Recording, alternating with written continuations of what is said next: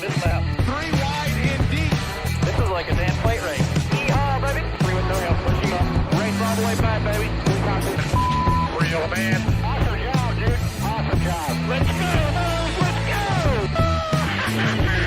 Oh my God. Please. We got a champion. Yes. Lincoln Star, boys. Yes.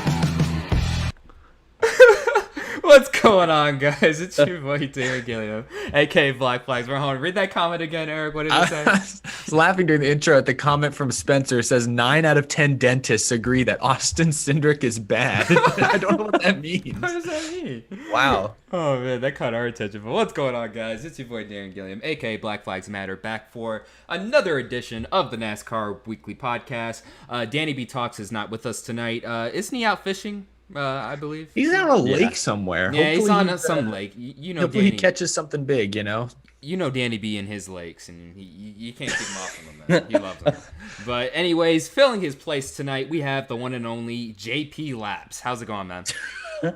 It's going well. Somebody says I don't quite look like Danny B, but I'll do my best to fill his spot tonight. Yeah, you'll do your best tonight, that's for sure. But yeah, dude, thank you so much for coming on tonight. I know I told you this before the show, but your NR 2003 videos for the IndyCar series really got me more into NR 2003 and also just IndyCar in general. So I really appreciate it, man. Your content's awesome. Awesome. Well, I appreciate it. Anything I can do to get more folks into IndyCar, I guess, is what I'm all about. Yeah, and there was certainly a lot of IndyCar this weekend. We will get to that in a moment. But first, the Coca-Cola 600, a really quick race recap. Eric, why don't you start us off here? There is a lot to unpack here, right from some of the races. Well, no, I mean, like, you know, a combination of, like, you know, some of the stuff that happened on the track, broadcasts and stuff. There was it was a very polarizing a race. lot of it. Yeah, I mean, as far as what happened on the racetrack, it was a pretty straightforward race. You know, 1.5-mile track, 4 stages, 100 laps each. Kyle Larson swept them all. I don't remember. I know at least a few of us last week, I think even our guests picked Kyle Larson to win. So it was not a shock to see Hendrick Motorsports fast once again. Chase Elliott second. Kyle Busch third, was the only one breaking up the top 5 of Hendrick Motorsports cars. I mean, the team's on a freaking roll. They broke Petty Enterprises' record. They are now the winningest team in NASCAR. 269. Nice. Very, very nice. Yeah, and they did it in commanding fashion. Kyle Larson's team has consistently been the fastest team pretty much at every track this year, but especially the intermediate tracks, and they proved it once again. So aside from that, I mean, it had a couple cautions for incidents. I think Newman blew a tire. There's, the Ganassi cars had engine issues, which was interesting. They both seem to have the exact same issue. So you don't see engine issues that often these days in NASCAR, and you saw 2 early in the Coke 600. But aside from that, really, I mean, Hendrick Motorsports stole the show top to bottom. Oh, by the way, guys, super chats will be read at the top of the hour. Jarrett, go ahead. I don't think there's really too much to add to that. I'll say what really caught my ears during the post race pressers was I think someone asked Rick Hendrick like if Kyle Larson reminded him of one of his older drivers or something like that, and without hesitation, he immediately goes Tim Richmond, like that. I mean, it was like that's a lot to unpack. It's because it feels like off the track, their personalities couldn't be much different. It could be more different, you know? Yeah. So that caught my ear. It's kind of crazy to think that maybe a year and a half ago, we're sitting here talking about like Hendrick being basically where Ganassi is right now. And now you see what they've done so far this year in the span of not even a month, actually. They've had 2 arguably historic wins, a 1, 2, 3, 4 finish. And then a few weeks later, they have, what could have been again a 1, 2, 3, 4 finish. So they definitely right now have, I think, the most speed out of anyone in the field overall. What I'm going to be really curious about is if they keep that up going into the second half of the season and into the playoffs. There's been plenty of times before, me as a junior fan, I know this so well, but there's been other times with Jeff Gordon and even with Jimmy Johnson where they're fast at the start of the year or the first 2/3 of the year, and then the rest of the field catches up towards the end. 2012 immediately comes to my mind there. They were collectively quite fast, like all 4 teams, but by the end of the year, teams like Penske and Roush were definitely better than them as a whole. So that's what I'm more curious about. Like, there wasn't much to talk about with this race, But I think like what this race does is open up sort of more questions and answers when it comes to how Hendrick will be going later into the season. We know they have speed now. That's just it's always in the back of my mind because there's been so many times as a junior fan I've seen this story play out in a much different way than I would like. So I don't want to drink the Kool-Aid just yet, but I am starting to get closer to it. Yeah, it's like Eric just said. KFB was the only driver to break up potentially a second straight 1, 2, 3, 4 finish. I mean, to do that, week in and week out, I'm like, I don't think that's gonna happen. There's probably gonna be some sort of fall off, but probably not as much as where some are anticipating. Probably. But Jake, what are your thoughts?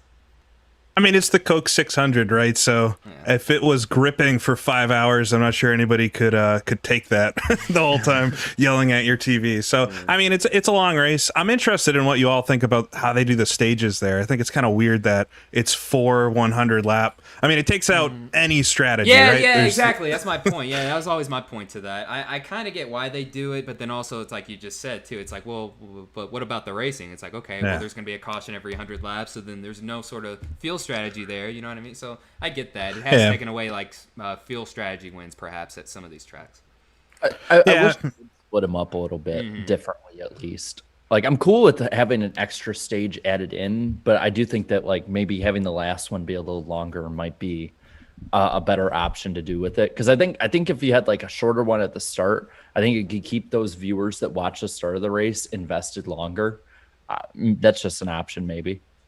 Yeah, it might be interesting to do like 60, double that, have a quick one at the end or something to spice it up. I don't know. I know they always go long at the end, but yeah, thank God for Kyle Busch, I guess, to break things up a little bit. But yeah, I mean, I think you all reviewed the race pretty well, right? It was not a whole lot going on for it, but it's the Coke 600. It's it's a really long race. I don't think you can expect it to be this nail biter the whole time. No, yeah, it usually isn't, to be honest. And I want to ask you guys, this is something I talked about on the Lifetime in NASCAR podcast last week with Ben White, who's been watching Coke 600 since the 70s and 80s, and like how has the Coke 600 changed? It's no longer really a battle of attrition in the sense that the cars fail, the pieces fail. Like I know we did see both Ganassi guys have engine issues, but even in that case, Chastain's wasn't even terminal, but that's not common. And driver fitness is way stronger, way better than it was years ago. So like what does make the Coke 600 charming these days? Because if you're just telling me it's a longer race,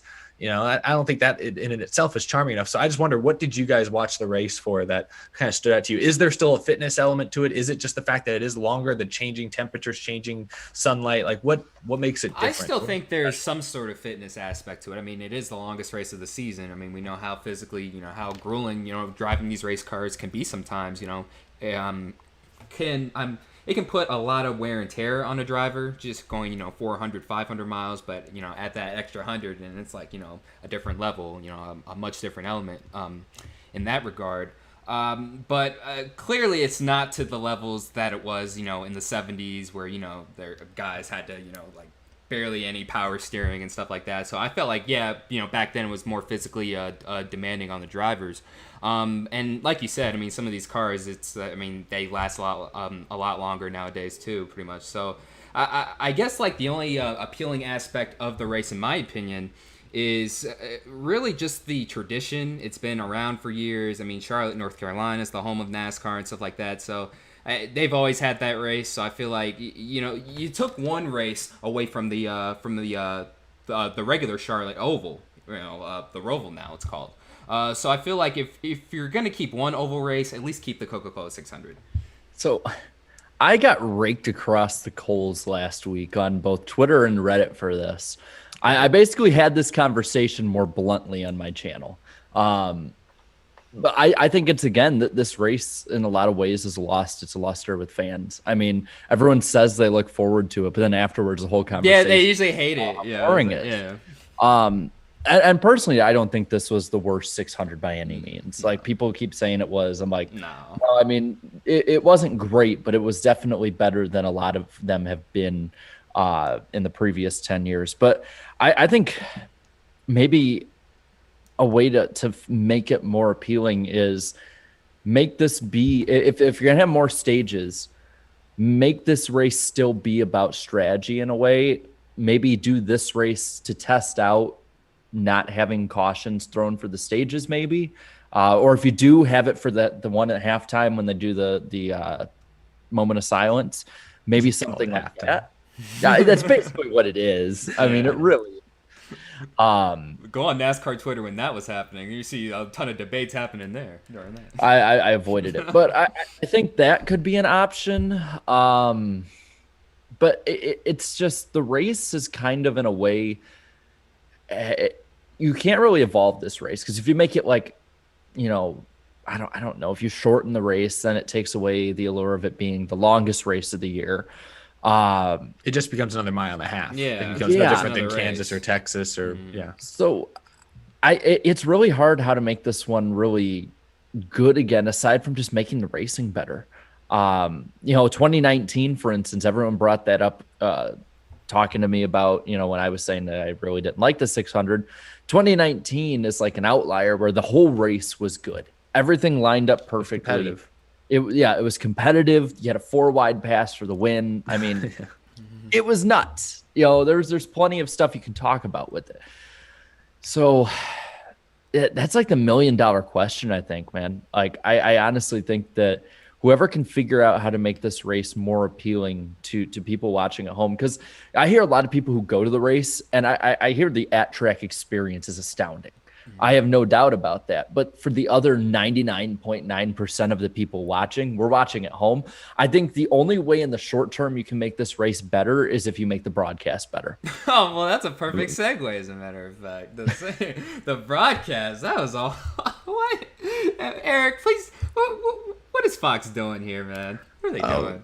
You're opening up a whole can of worms. So I think I don't think I was the only one, but I think I was one of the loudest during the race, and not so much during, but a little bit during, but mostly immediately after the race. That just, this was one of the, if not the shortest Coca-Cola 600s ever. It was, I think, clocked in at just under 4 hours long, but it still in many ways felt as long or longer than your average Coke 600. And, I think a lot of that has to do with how Fox, especially the last 4 or 5 years, has kind of chosen tonally to cover NASCAR. We've all mentioned this. We've all kind of discussed it in passing, but, I did a whole video on this week. I know a lot of us have talked about it on Twitter and in our own videos this week, because I guess it just kind of feels like it's all come to a head all of a sudden where, it finally, it's just too much. I think it's too tonally casual. It's too much like a Sunday drive, like you're hanging out with the boys. Yeah, I think there's just, I think watching it back to back with the Indy 500,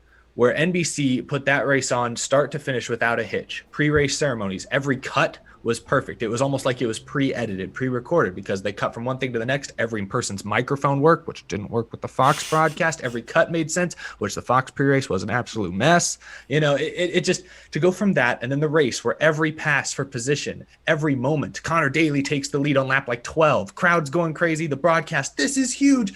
Connor Daly, the hometown kid, this is a huge moment for him. Ross Chastain blows up on lap 15 after qualifying in the top 10.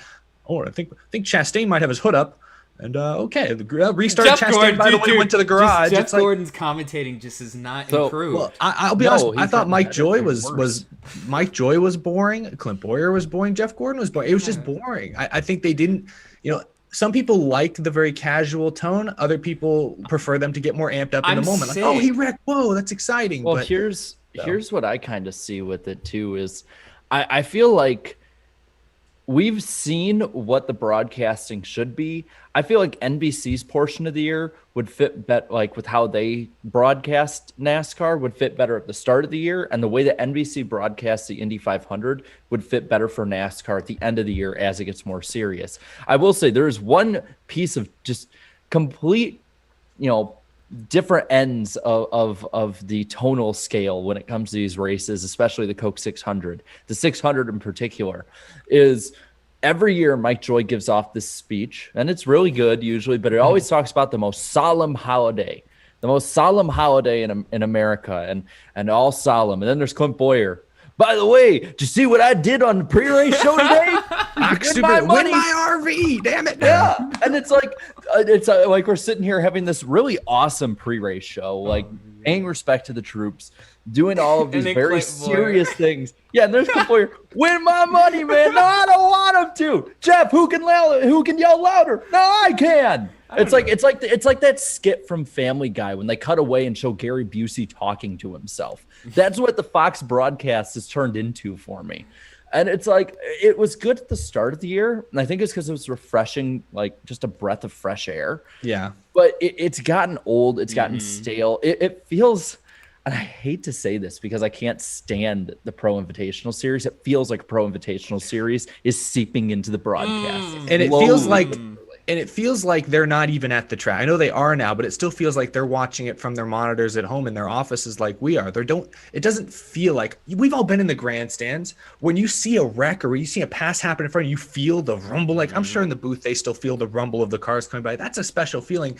You can just sense the intensity when you're there. So you're saying they might have lost a little bit of touch. They don't translate that over the call at all. It sounds like the way I would be calling the race from my couch rather than if I was in the grandstands where if somebody makes a pass, I'm yelling over the end. I always get this feeling. I made a comment recently, I think on Brock Beard's Twitter or something. He said about how I feel like I'm watching the race through the broadcast. Like I have to try to peel this broadcast away to find the race. And it feels like they've chosen for some reason that NASCAR is going to be more of like a show, right? Where there's segments and there's different bits they're going to do. And it almost feels like they get interrupted by the race sometimes. They're like, we were going to go to this bit that Clint was going to do. But there's a race going on. There was a wreck. So we got to talk about that for a second. And it's a conscious choice. I think there's definitely no, somebody's telling, I think, Gordon and Clinton and everybody to do this. I wish they wouldn't. I feel like you could rope new people in more by really describing what's going on the track and having, really cluing everybody into all the stuff that maybe we can't see at home, right? So it's frustrating, for myself to see that. See, thank goodness for IndyCar and F1 broadcasts because those broadcasts have shown me what real racing broadcasts should be like. Yeah, well, they're more in my opinion. Oh, go ahead, Eric. I'm sorry. I was just kind of piggybacking. This is more informative, and I lost my train of thought, unfortunately. So you continue. I will get back. I derailed you. Yeah, you're good. No, I mean, I think, like, in my opinion, I love the F1 style of broadcast, but I'm a hardcore racing fan, and I do lots of sim racing. I love racing, and so I'm in there. Like, I want to know the weeds. I want to know the different adjustments and tire compounds and all this. I can understand why the layman or somebody that just likes watching, a race wants to know more about the personality. So I think there's definitely a middle ground. I feel like we're so far on the spectacle side of things that bringing a little more back to the sport and just telling everybody what's going on in the race rather than maybe trying to make a show out of it would be better. But and that's kind of what I was going to say. Actually, it just hit me again. Was somebody left a comment on one of my videos where they talked about how they're a newer racing fan. I think they said they were from the UK maybe, and they've been watching NASCAR this year, and they find that compared to what they're used to watching, especially with Formula One, is there's very little information on the broadcast that helps introduce new fans to the basic technical stuff. Lingo that's used in NASCAR, like loose, tight, isn't the same as understeer, oversteer, et cetera, et cetera. So it's like little basic things like that, and of course things like tires. When they talk about a softer tire versus a harder tire, they don't talk about that much. They don't really go into detail on Fox, but I was going to give Gordon and Boyer some credit. Occasionally, they'll sort of kind of get away from the show, and they will talk about how the drivers are feeling in the car, what that sensation feels like. And because both have raced in just the last couple of years, their descriptions are usually pretty dead on. Towards the end of his time, I think Darrell Waltrip in the booth had no ability to translate what was happening in the car. He was just there to give out his Darrell Waltripisms, and sometimes they were good, sometimes they weren't. The last thing I was going to say before, I also want to talk about commercials, because I think that's a whole nother half of this issue that I think NASCAR and networks hopefully need to adjust. But I keep losing my train of thought. What was I saying? It was never mind. Go on. I already lost it. I have a point about commercials, and I brought it up before. And I think we've all been watching for more than 4 or 5 years. So we know what it was like before, I think before Fox started, because I think it was like 2015, 16, Fox really started to go a little bit more downhill. But The one thing about commercials and constantly shoving ads in people's faces is like people get sick of that stuff. They get sick of constantly having commercials, constantly having this. Like I remember, I think in 2016 and 17, or no, it was 17 because it was his last year. They're like, now the nationwide insurance Dale Jr. report. Yeah, And it's like, it was like every week. and it's like, yeah. yeah, it's Did like that Matt with Yoakum. Busch and Monster Energy. It's like, Yeah. And it's like Matt Yoakum's like, he's still running 27th, Mike. And it's like, no, like nobody coming in is gonna be like, oh, that's cool. I want to watch this driver who's, you know, Yeah, they have no clue what's running in the going on. back. What I think they should do, and I noticed that Alan Bestwick is amazing with this, and Mike Joy, he's still awesome, but I don't think he doesn't do this as much. And I think it's because he's, you know, the booth is being told to be more of a show here. Is the broadcast has to like write a story almost. You have to write out the story coming out, you know, tell a story that's unfolding in front of you. It's why when we listen to the radio broadcasts of it, for instance, they're so animated, they're so into it, and it fits because they're trying to paint a picture. And I think that there's been a balance lost between the broadcasters painting a picture, like showing like what it's like in the car, or talking about the background of a driver as much. I feel like that's kind of went by the wayside on both NBC and Fox over the past couple of years. I don't think NBC has had it since they've come back, but Fox has lost that. I think if like they can get back to more of that kind of roots of broadcasting, I think that you really can start seeing more investment, at least, for lack of a better term. Like that's my take. I've thought that for a while now. Well, to go and shift the conversation more towards commercials, and I remember the thing I was going to say was just a stupid point, that I think the shift, when the Fox kind of decisively said what direction it would go in, was with the Daytona Day ads in 2016 and 2017. I think that was the start of it. Yeah, I think that was the clear transformation. Anyway, I think they need to transform away from that. I think we all kind of agree on that a little bit. I liked what you said though, Jake, is that there's room for the lighthearted, humorous, like personality character moments, but there needs to be more room for racing info. It's a sport. This is a sport, right? Yeah. I want to know about the sport part. I think there is this like dumbing down attitude that if somebody new's watching, we don't want to bore them with technical details, but I'm sure the group on this call here and probably half the chat is, you know, that would rope them in. Right, I want to hear these technical things that I don't know, and then I want to learn about them. That was, you know, at in least a nutshell, basically, for me. Right, I was like, right. they were talking about all of this stuff, and I'm like, I have no idea what any of this stuff is, but hey, I'll just keep, you know, I'll learn. And you don't, I don't think, like, and that's the thing, you don't have to dumb it down for people either. Right. Like, that's the Explain thing. it. Yeah. Just explain, you know, the way it is, and if they learn, then great. Yeah. There's so many ways that people can learn outside of the broadcast, depending on how they're watching. So for instance, I got into football and NASCAR around the same time. I was, I think, 6-7 years old when I got into both.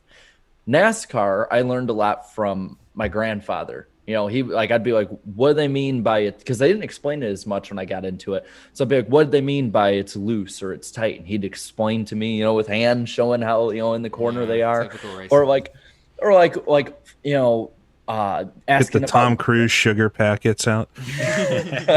Yeah, I mean, it's stuff like that. You know, you can learn either from someone who knows it showing you, or you can just learn from watching it. If you start getting invested, but you don't know everything going on. And that's how, for instance, I got with football. Like when I was 6 years old, I didn't know what the hell a zone defense or man-to-man was. I still don't. I had to learn that. Neither does Kirk Cousins. He doesn't know that stuff either. Yeah, he doesn't know a lot of stuff. He doesn't know how to get past the divisional round. But hey, I'm a Vikings fan. We usually wait till the championship game to choke. But anyway, but I learned that through watching and through seeing it playing out on screen. You know, I didn't have Joe Buck and Troy Aikman explaining to me why Randy Moss just torched Al Harris. I had to learn that through watching. And I think that's something that the broadcast has to trust the fan and new viewers at home, is that they're a lot smarter than they get credit for. You know, people always like, oh, the average person is dumb, but like the average person picks up on stuff pretty quickly. And I think that if the broadcast trusts that and trusts to take it more seriously, I think that you'll see better returns from it. Yeah, it's a little bit of a long game, short game thing. I'm sure you immediately attract more people if you're flashy and have all this stuff going on, but they're not going to stick around. I think if you rope them in because you're teaching them the nuance of things. On the subject of commercials, I think my main gripe, with how many commercials there are in motorsports, specifically in the US, is that showing something on a replay does not count the same as showing something live, right? I actually watched all the race highlights before this today just to make sure I remembered what happened, and the amount of things that they showed in those that they had no commentary for because they happened during a commercial is crazy. I mean, like half of the incidents and passes and things that they show in the highlight reel, they have no live commentary for because it happened, while we were away, and it's not the same if you see it in a commercial. So that pass, that pit stop, that crash that happens that defines a race, if that doesn't happen live, that's just a missed opportunity. Showing it in a replay is not going to cover it, and that's a huge issue with how many commercials there are, I think. That's what I was getting at, is watching the Indy 500 broadcast, which was virtually commercial free. I mean, yes, they had commercials, but it was side by side. Anytime they were racing under green, it was a side by side commercial break. They only did a few full screen commercials during yellow flag period, so you're not missing any action.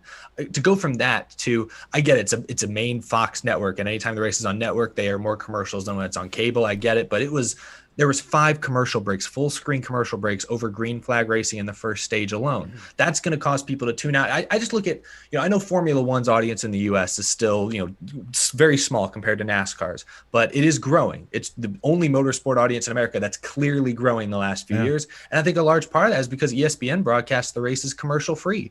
I mean, part of that's because they pay no licensing or no rights fees, whereas Fox and NBC are paying combined almost ESPN, they just plug and play it from Sky I understand it's a business and the networks have to make their money, and that the money that they pay for the rights basically funds everything in NASCAR. A lot of it goes to the teams, tracks, etc. So I understand that we're venting about something that is a huge problem. I think the amount of commercials that many big NASCAR races have is turning off even casual fans. We've been talking about how do you attract hardcore fans. This is going to hurt attracting casual fans. So you really can't win here. But I understand that there's not a lot they can do.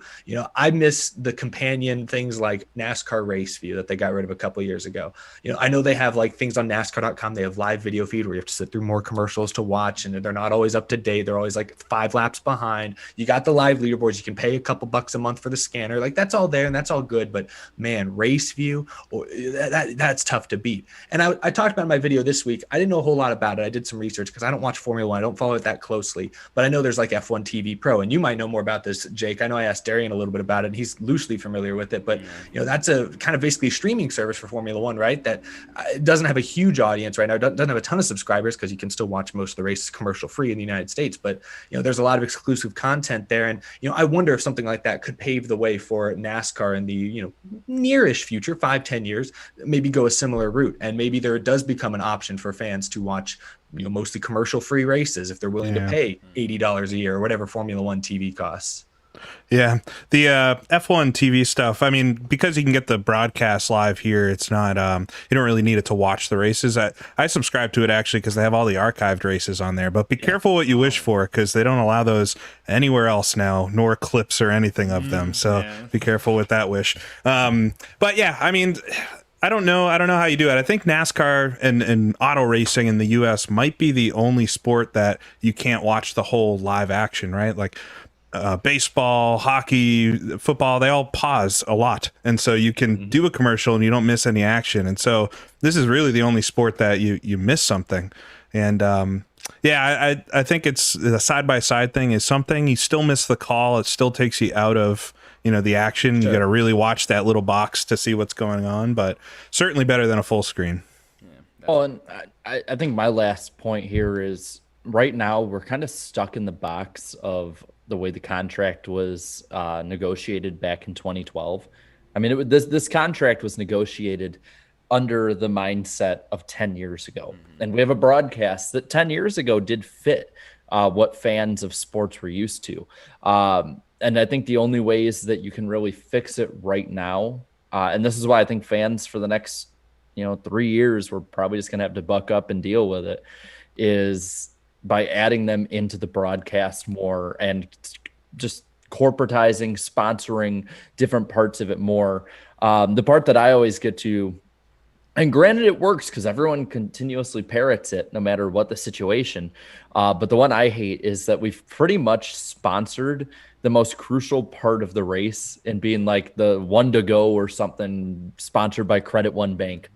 There are going to be calls, like people are going to look back 15 years from now on these amazing moments. And they're going to be like, like going back to 2018 Chicago, they're going to look at that one and see Kyle Larson running down Kyle Busch. And it's going to be like, Kyle Busch takes the white flag presented by Credit One Bank. They're going in the corner now. It's like, for me, it even takes me, a hardcore fan, kind of out of the action to be like, wait, we have to have our plug right now. Like this is the equivalent of, this walk-off home run presented by Budweiser. Yeah, it's like Javi Baez grand slam presented by Binny's, or it's back presented by Budweiser, and it's gone. This three-pointer presented by Nike. Yeah, and so that's like, I think that's the only way that you fix having more commercial breaks is you just make it part of the broadcast more. And I think that's an even worse way to go about it.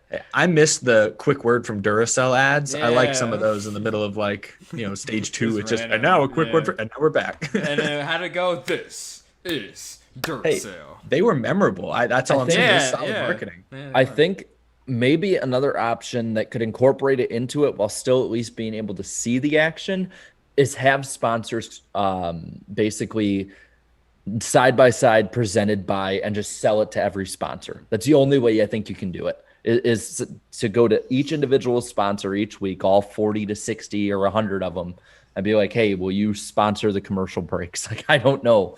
But I think that we're kind of in a box right now, just where we're at with the current deal. Yeah, no, I think it's all about looking 2, 3, 4 years. You're right. The next deal, whether it's a CBS, whether Fox or NBC renews, whether a disruptor like Amazon somehow gets some form of the rights, whatever the case may be. I just want these things to be things that NASCAR's thinking about. I think you can't have, as Jake alluded to, half the highlights of a major race happening during commercials. Like you can have some. I understand it pays the bills. Not everything though. Like the fact that these two guys are becoming more recognizable than almost the entire NASCAR driver lineup, that's a problem. I was liberty. Just to put yourself there for a second and imagine like Dale Earnhardt's pass in the grass. Imagine if that was like hey, we're back from commercial. Look at this thing Dale Earnhardt just did. He passed in the grass. That was cool. All right, now we're back to the live action. That would hit very differently, right? That wouldn't be as memorable for sure. Or like, oh, hey, look, there was just a fight on the back straightaway a few minutes ago at the end of the Daytona 500. That's cool. Yeah, that would be. Gotta catch some of these things live, Fox. Gotta catch some of them, right? You might be able to load up one half of the broadcast with more commercials, but that's just gonna. They do that with like side by side. You notice the second half of the race is a lot more side by side because they understand. At least they're aware enough to know that people are going to be wanting to see more of the action late in the race. It gets more important, so they are aware. It's just, I think this week was bad because it's a network race. They always jam more commercials into races that aren't on cable, but I just think seeing it back to back, that IndyCar race, everything about it. The racing was fun. We're about to talk about it in a few moments, but the broadcast was great. To go from that to the Fox one, it did not feel comparable, and that just raised a lot of questions, I think, with a lot of fans. But yeah, it definitely hit different, that's for sure. But really quick, Xfinity and Trucks. Reviews. Ty Gibbs wins, beats Austin Cindric in Xfinity. Trucks. John Hunter Nemechek once again just having a superb season. So yeah, I guess not much. Third to really win talk for about Nemechek there. this year. Yeah. And the third one. Here's one thing. Go ahead. No, go ahead. No, I was just gonna say in the truck race there was that massive accident. I was about to say that. Yeah, I was about to say that. Yeah. That was, I don't know what happened there. I think everybody's asking the same question, right? Like, where was race control? And guess what? Fox missed it again, I think. Yes. Yeah. They came in late. They definitely came in everyone's late, on fire. I think honestly that truck, because it was that dark blue color, they couldn't see it where it was, and it was nighttime and it was kind of matching the pavement, but scary stuff. That coming from open wheel racing, that's those bad airplane crash type accidents that you don't want to see when stuff like that. And even in the truck, Johnny Sauter's truck was like demolished. I haven't seen a truck like that in a long time. Well, yeah. I feel like if that happens on driver's side, he's not getting out of that car without help, or that truck without help. Yeah. And that's what's scary to me. And what what else is really scary to me is, so I want to preface this. I know there's inherent danger with racing. I think anyone who's watched racing for a little longer than a couple weeks knows this. Racing's dangerous? What?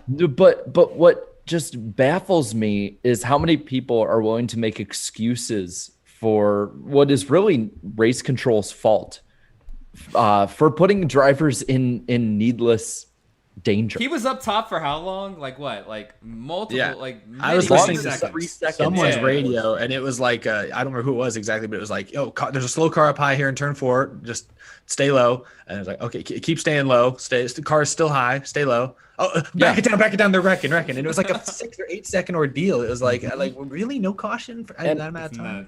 And so many people are like, "Well, NASCAR said that their spotters were watching the truck on pit road," and I'm like, were there 2 people? Like, is that all race control is, or is there not enough people out there spotting? Because if so, You need more. I think I'd it's volunteer. Set me Yeah. up in the suite. I'll watch. I will seriously volunteer. I remember one year, and I will still take credit for this happening. I think it was 2017 or 18, where I put on or no, I think it was 19. I put on Twitter like, "Hey, there's debris in turn 4," and I put a picture of it, and within like 2 minutes, cautions out for debris. I'm like, yeah. I can do Race it. control I'll on do it Twitter. free of pay. I will do it free of pay. I will just post it on Hey, don't Twitter. give NASCAR any ideas. Yeah, I think there was a. Speaking of where we're going next week with Sonoma, I think there was a race in the early '90s where a car went off at Sonoma and like went down a hill, and they didn't see it for like multiple laps. Yeah. It sounds like I something think I that would remember happen. seeing something about that. Oh, that's nice. Yeah, a little different, but yeah, that was pretty scary. And I thought both races for the trucks and Xfinity were kind of a mess, but they were really exciting. And I wanted to say earlier when we were talking about how long, what do they do about a 600-mile NASCAR race? Why would you want to watch that? I know for one, I wouldn't have minded if the Xfinity race went another 100 miles, right? With just how exciting that was. So I think that's how you fix it. You just make a more exciting race. Yeah. I think the Xfinity cars handle the best at mile and a half of any of the 3 series right Well, now. That's clear. Really quick, before I'm not going to read the super chat out completely, but I saw Brock Beard had put on Twitter too, like the comment had said, like he was very much just like full on like NASCAR, like you screwed up here. The broadcast screwed up. There's something just we have, and I think it's both a good thing and a bad thing.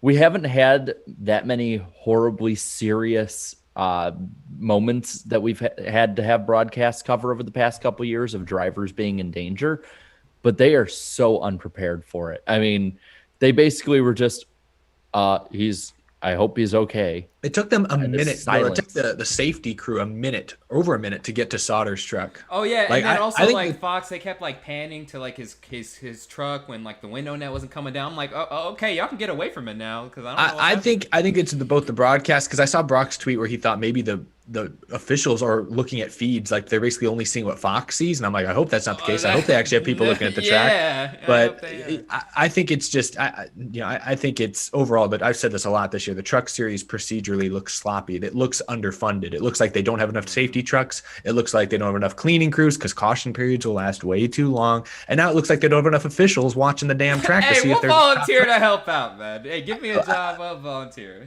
Yeah, no. Right, Give me good, reliable Wi-Fi at the track, and we can talk. Yeah, we'll talk something out for sure. Really quick, just a little over 400 people watching, only 127 likes. Make sure to lick the like button, everybody. And now, moving on really quick to the ratings, the famous podcast ratings. I have a saying for that. There are ratings? Yeah. No, Oh, I wish we were getting 4 million viewers. no, the podcast ratings where we talk about the NASCAR ratings, Gotcha. basically. But the TV ratings though, 2.3 rating with a little over 4 million people watching, down 0.1% in terms of ratings. That's but, just a tenth of a point. Oh, take it. That's what I get. It's down 0.1, but in ratings, but they were up just over 100,000 viewers, but 30,000 less than 2018. So what is this? Good, right? Is it good? It's been okay. It's been in that 3.9 million to 4.1 million range now for about 4 years in a row. Yeah. So I'd say there's a couple ways to look at it. I mean, on one hand, they probably should have been a little bit higher. But this is right around the range I think people thought that they would be in. Someone's saying noon. Yeah, go up against the Indy 500 plan. Not this week, y'all. Not this week. No, this is like one of the few ones we don't have to do noon. But I'd say like it shows that NASCAR has stabilized, like especially over the past couple years. And after about 12 to 15 years of complete stagnation and a nice trip downwards, I still think flatlining is still relatively good. But at the same time, we got to start building on that soon. Like, I don't think being happy with being the same can last too much longer post-COVID, because now everything's returned to normal. People are getting back to the routines a lot more. We're going to need to start seeing if a lot of these initiatives of getting more fans to watch start working. So for now, positive, but if it's the same way next year, I'm not going to be as happy about it. Yeah, we need some ratings increases. Let's go. Come on. But one thing that definitely increased was the poll, the famous iceberg poll. Jarrett, we have a new poll record. What was the record on this poll? All right. So the previous record was 16.3 thousand votes. We completely killed it. We had 17.7 thousand votes. Holy crap. It was pretty awesome. So let me pull it up right here. We had 15% of you thinking that this was a great race. 40% of you said it was a good race. 29% said it was average. 10% said below average. And 6% of you said it was bad. So a net positivity of 55% and a net negativity of 16%, meaning that positive-wise, it ranked 65th out of 84 races all time, tying it with the Martinsville Fall Race of 2019, which wasn't the greatest one. Yeah. Those damn spoilers at Martinsville, man. Yeah, damn it. And the 16% negative ties it with the Atlanta race earlier this year. Looking at Charlotte races under the poll, this one ranks 5th out of 5. Just below the 2020 Coke 600. Okay. And then let me scroll down here. Comparing it to the other mile and a half tracks, this one is 21st of 25, only over the 2019 Texas Fall Race, 2021 Spring Atlanta Race, the finale in 2019, and the 2020 Atlanta race. So, I still can't believe so many people hated the 2019 finale. Maybe because we were We just were there. there. No, we were there. But dude. it seemed like a decent race. If they watched it on TV, they hated it. I remember the top 3 championship contenders were slicing for the lead back and forth. For yeah, like but 20 the final laps. stage, like they were so spread apart, though. That's the thing. Well, It wasn't a dramatic finish, as usual. well, let's get to some of these comments, which, by the way, if I look red, because I've seen a few people saying it or drinking a lot of water, it is currently, well, it's colder than it was when we started, but it is currently 86 degrees in here. So No, Actually, like a window unit or something. Now it's 108 outside. It just keeps getting worse and worse. It's so hot. There's no reason to go outside, man. The top comment was from JJ Fan 7-time saying Larson finally wins a race he dominated. Philip Richards, Philip Richards, a member of my channel, thank you very much, sir, said if the suits at Ford weren't already kicking themselves for not listening to Tony Stewart, ... And then MV Rounder, he rounds out the top 3 for comments, says, we need to take a moment to realize that Austin Dillon, Chris Buescher, and Tyler Reddick were in the top 10 for a good portion of this race. You expected at this point. It's a new era. It's a new era now. Danny Delivers says, stage 1 winner, Kyle Larson. Stage 2 winner, Kyle Larson. Stage 3 winner, Kyle Larson. Race winner, Kyle Larson. I don't know about you. All signs seem to point to very much Kyle Larson. 8 playoff points in one night. Woo. And then he won a World of Outlaws race less than 24 hours later. Oh, yeah, he did. Yeah, He's a freaking madman. Straight up racer, man. Just races whatever. Let's Wins see and what whatever. else we got. I'm going to scroll down just to make sure that... all right, TVP_83 says, 2018, what's going on with Hendrick Motorsports? 2021, who's going to stop Hendrick Motorsports? LOL. Overall, decent race. Good battles throughout the field. we definitely need to shorten some of these races, except for big races like the 600. Yeah. Yeah. See, he gets it. There you go. He gets it. Thomas Franco says, Fox be like, would you like some racing on on the side of your commercials this evening? Yeah. It's like, hey, why is this? What is this racing doing interrupting our skit? Like, come on. I want to win more RVs from Clint Boyer, damn it. Yeah. We're trying to win Oscars for skits, not race presentation. CB20, which I'm assuming from the 20 in the profile picture means Christopher Bell. Bad. Kyle Larson won. Was that the first comment? No, okay. I can't wait to see the last comment though. Yeah, this is gonna be rough. There's a long ass comment in 2 different languages, both of which I can't read. Remember when we used to get song lyrics in our Oh comment yeah, section? those were the good old days. It used to be our whole comment section was just song lyrics and like recipes for like biscuits. I bet you it is now. It's gonna be full of recipes and song Nice. lyrics next time. I need some new taco recipes. Hit me with them next week, y'all. 4 and 14 fan said this race sucked in my opinion.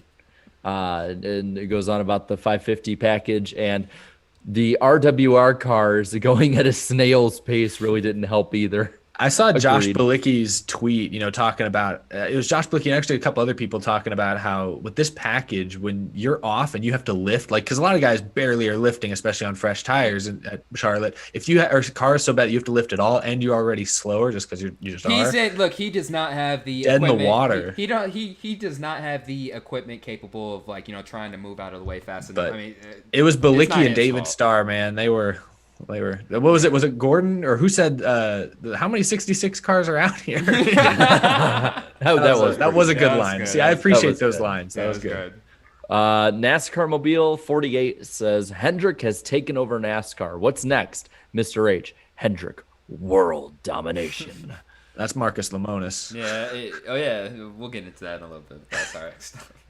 All right, we've reached our final comment. Negative. I want all 3 of you. Negative. Okay, It's well, Darian's negative. giving his vote. Jake, whoever leaves the first comment on these threads is almost always trashing something or someone. So it's like a running bit at this point. It's gonna be negative. So give your guess. Yeah. What do you think, Jake? That Negative. knowledge. Probably negative, knowing the internet, right? All right. Brant Mickle says, it sucked. No crashes. It's trash.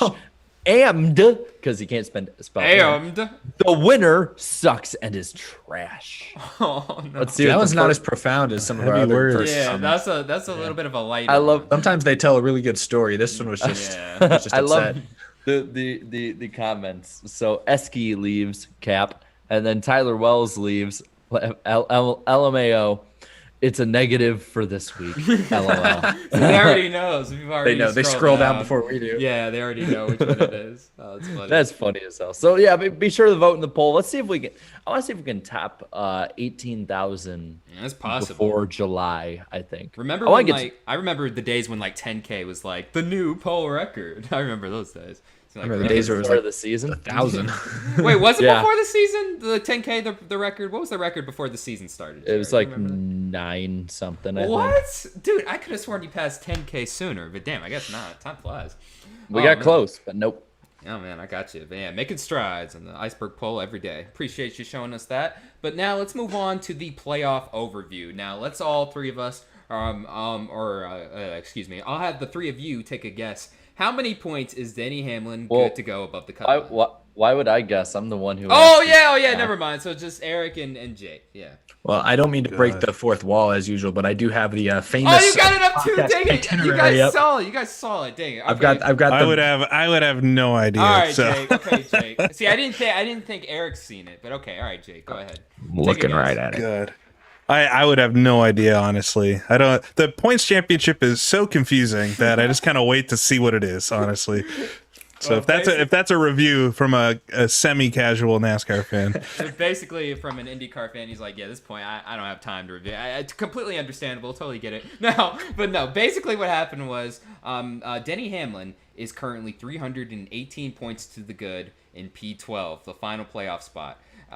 So pretty much, he already has that spot locked up. I think we're rest assured. Unless we get 5 more winners or Yeah. 6 more, a few more winners. We'll see. Well, we'd have to get more winners and for somebody to pass him in Yeah. points. Well, actually, that's right. The regular season points winner, even if he doesn't win, still gets locked in. So he would bump whoever anyway. Yeah, go on. That's not and gonna then happen. So Kevin Harvick sits 13th, 153 points above the cut line. 14th and having a very solid season so far is Austin Dillon, 92 points above the cut line.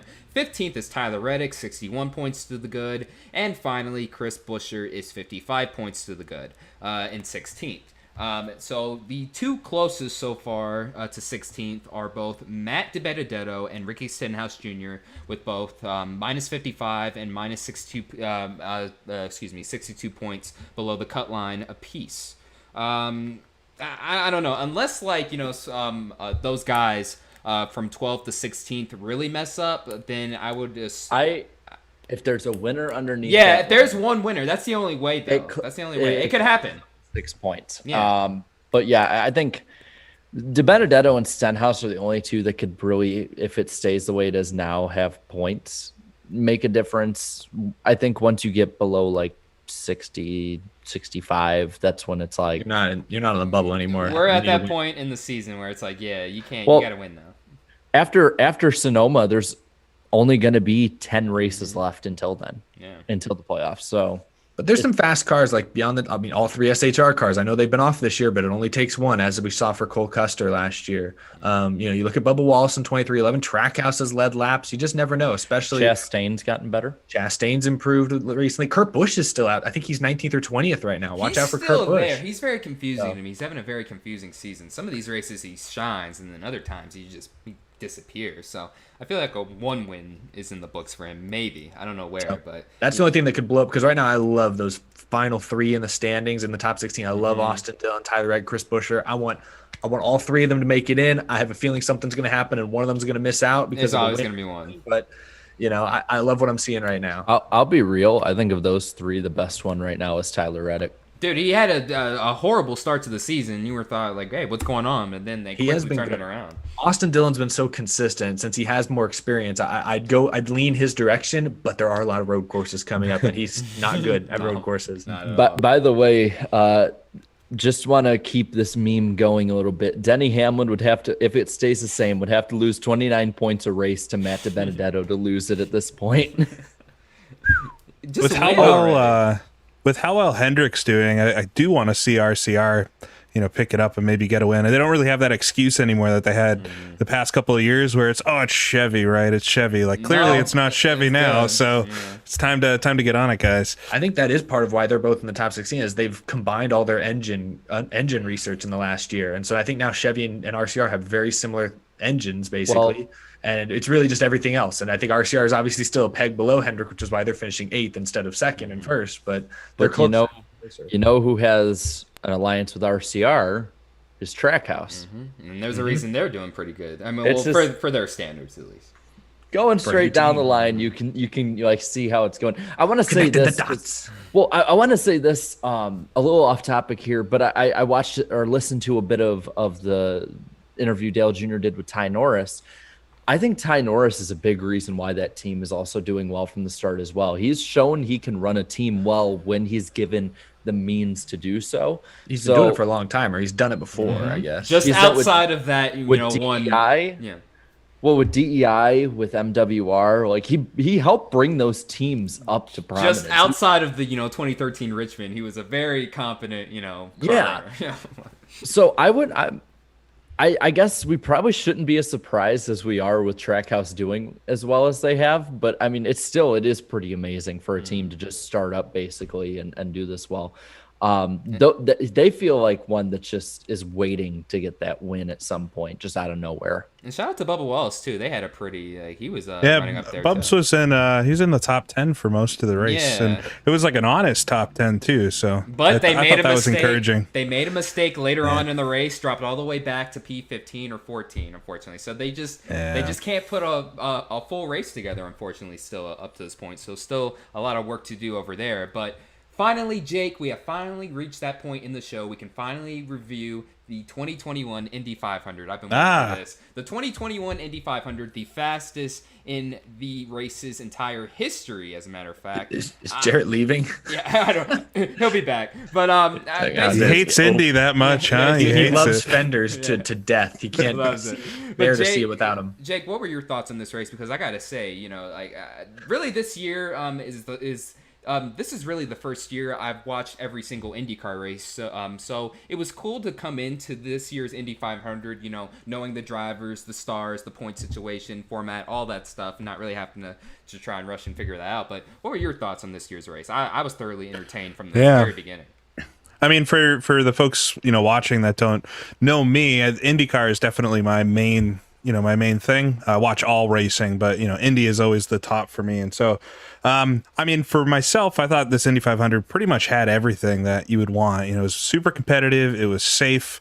There was, a lot of drama. And then you had that duel at the end that everybody loves. You can go find all the highlights from, it seems every other year or so we have this like awesome back and forth duel. So had everything. I heard some complaints that there wasn't a little more action in the middle, but I didn't feel that personally. I mean, I felt like the whole race went by in a snap, and the field itself. I feel like the whole Indy grid from Elio on back, even through Stephen Wilson. It's actually a really high caliber grid. There's no car in there. Yeah, it's a very. I mean, you saw him start right. The whole grid was.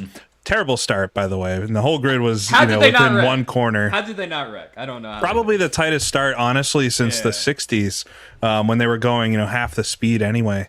But luckily, they all got through there, and I think it's just a testament to how good all the drivers were.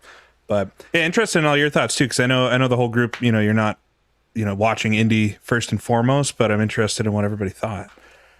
I mean, that's just pure racing. It was just pure racing to me, I mean, don't need a whole lot of cautions or stages, anything like that. Indy 500, that's why this is, one of the greatest races in America, if not the greatest. And, and then we can talk about, a little rating stat, too. For the first time since 1995, the Indy 500 did better in terms of, what was it, ratings and viewership than the Daytona 500 this year, something like that? Yeah.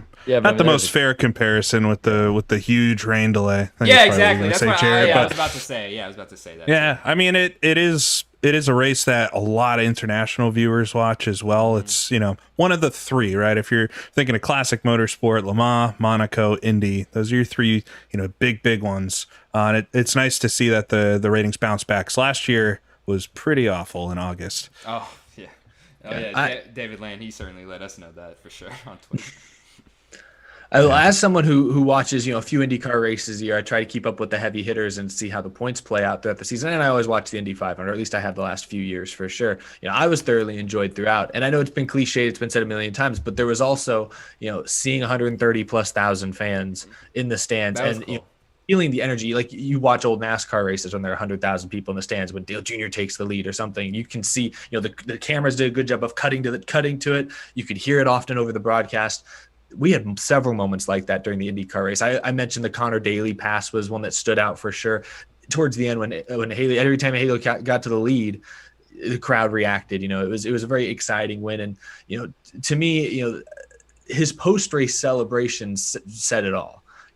This guy's won 3 of these before. He's one of the most accomplished drivers in IndyCar. But to win your 4th, to join, to tie for the lead in all-time Indy 500 wins, you could tell how much that meant to him. And you just don't see even guys who win the most exciting Daytona 500s in the world, or if you win the NASCAR championship, you don't get that kind of raw emotion where he's, pumping up the crowd. Obviously he's doing his thing where he climbs up the fence. He's hugging everybody before he ever even looks at TV. It's like the only people he saw in that moment were the fans that were directly there in front of him and the crew members and family members, et cetera, who had been with him along the journey. And I thought, that all, I didn't mind that, as a viewer at home, he was kind of forgetting about me. I didn't mind. I was like, dude, no, have your moment. Like, embrace the people. And because all year long we haven't had that. You haven't had people right in front of you to hug and like to pat on the back so much. So that was, the racing was great. I don't mean to gloss over the racing.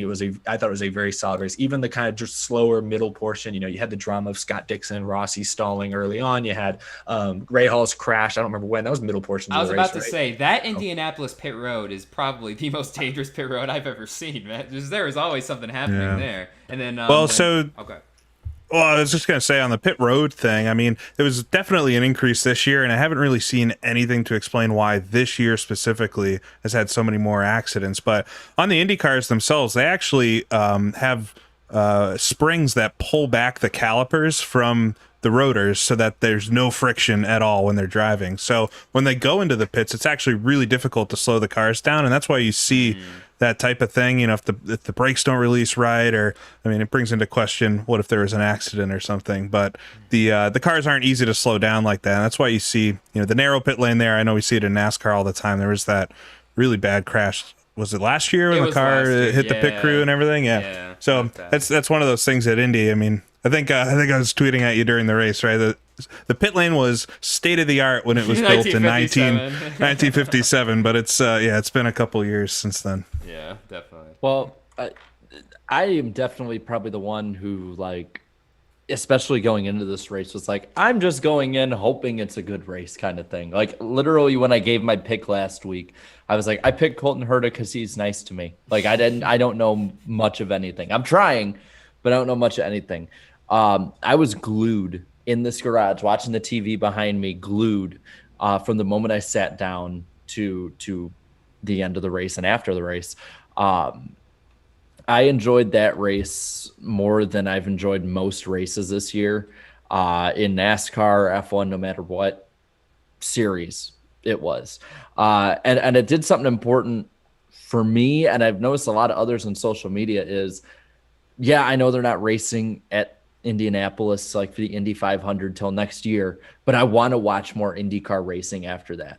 After how good the broadcast was, how good the racing was, the emotion of the drivers, it just everything about it. For me, it was, I won't say a perfect race because I'm not as well versed enough in IndyCar to say it was a perfect race or not, but from somebody who is an outsider, it really felt that way. It felt like one of those races where there were so many people running up front at different times. There were so many different people that were doing different strategies, getting TV time, that I was able to learn who a good chunk and portion of the field was. So I really enjoyed it. It was nice to be a fish out of water for a race, and at the same time be completely entertained all the way through with it. So I liked it. I really, really liked it. Like I didn't understand why people were complaining about the middle portion.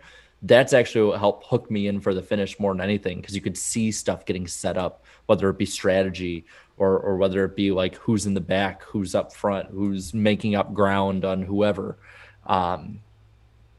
I say it every year. I'm going to watch more IndyCar racing, but I think I actually mean it more this year. Yeah, I mean it this year. Yeah, that's right. Yeah, and I mean, even if you don't, I think the Indy 500 in itself, like being a diehard IndyCar fan, I have no issue with folks that only watch that race. You know, I think it is kind of a different thing, especially now that there's no other major super speedways on the schedule too. But yeah, great to hear that other folks want to tune in. And going back to some of the TV coverage things we were talking about earlier, I know, Eric, you talked about it quite a bit in your video, just the coverage difference and things. And I think they just did a great job at getting you in the event, because even when it was follow the leader, they weren't going off on a tangent telling a different story. They were really focused in on the race and what was happening and what was going to be the next part. And because I feel like the pit windows for Indy cars at Indy are small enough that it always felt like we were right out, into the next set of pit stops and stuff with it. There really wasn't a moment to say, okay, we're going to sit for a while. No, I felt that's actually, I didn't even think about it until you said it, but you're right. It's like every 30 laps, and they blow through 30 laps pretty quick in IndyCar. It felt like every 30 laps there was a new, there's more strategy to talk about. And I thought it was remarkable, how vastly different the fuel strategy was, how some guys could stretch it 3 laps more than others. I understand the leader usually had to pit sooner, but, other guys could stretch it longer, shorter. Bit Dixon and Rossi when that caution came out. I agree with you. I thought also the broadcast did a good job of really highlighting the stories. I'll be honest, I knew Helio Castroneves had a lot of Indy 500 wins. I didn't realize he was gunning until I sat down to start watching that he was gunning for the record, to tie the record. Early on, they made that clear. Connor Daly's story they made clear. They did a good job explaining, Colton Herta and a few of the other drives up at the front that could, possibly break the record for youngest Indy 500, whatever. Like, they established all these interesting storylines right away. So even me, who I don't really have a favorite IndyCar driver, I could quickly highlight who the more fun stories were, and I had someone to root for throughout the race. Yeah, going back to too as well, the field is so strong now that there are just a lot. You know, if you like the older guys, you got a whole bunch of them. If you like the younger guys, you got a whole bunch of them. If you like the Americans or the international or whatever, you know, you got a little bit of everything. And hopefully in the future, we'll see some current Formula One drivers. I seen an article on the the Racer.com. F1 was looking about not running Monaco the same day as the Indy 500, perhaps to allow their competitors to race in that race. That'd be cool to see Lando Norris or Max Verstappen in the freaking Indy 500. Yeah. I mean, I think there's more of a shot now than ever. Obviously, Alonso had done it, right, for a couple years there, 2017, 2019. But, you know, now with McLaren being a full-time team in IndyCar, like I could see that happening very easily. Norris, and there was a long time where the Indy 500 and Monaco were on different weekends. So it was only the past 15 years or so that it was on the same day. So it would be really cool to see. I mean, I kind of like the idea that it would be a kind of all-star event. I want to see NASCAR guys come over too. Like, let's get Kyle Larson in there. Let's get Kyle Busch in there. You know, when Kurt Busch did it, he did great. And I think it would be awesome to see more of them come over. Yeah, you think Jimmy Johnson will do it? I do. Yeah, I do. I mean, he has a lot of safety concerns and no reason to scoff at that. IndyCar is super dangerous, but the aero screen especially takes out that kind of luck scenario where, you know, Connor Daly, you know, it didn't hit the aero screen, the tire, but if it had, which could very easily happen, and that aero screen wasn't there, you know, that's a really bad deal. So stuff like that you can't even prevent as a driver. So I think it makes the drivers feel a little more like, if I'm careful, you know, I'm not going to get myself hurt. Whereas before it was like there's this luck factor.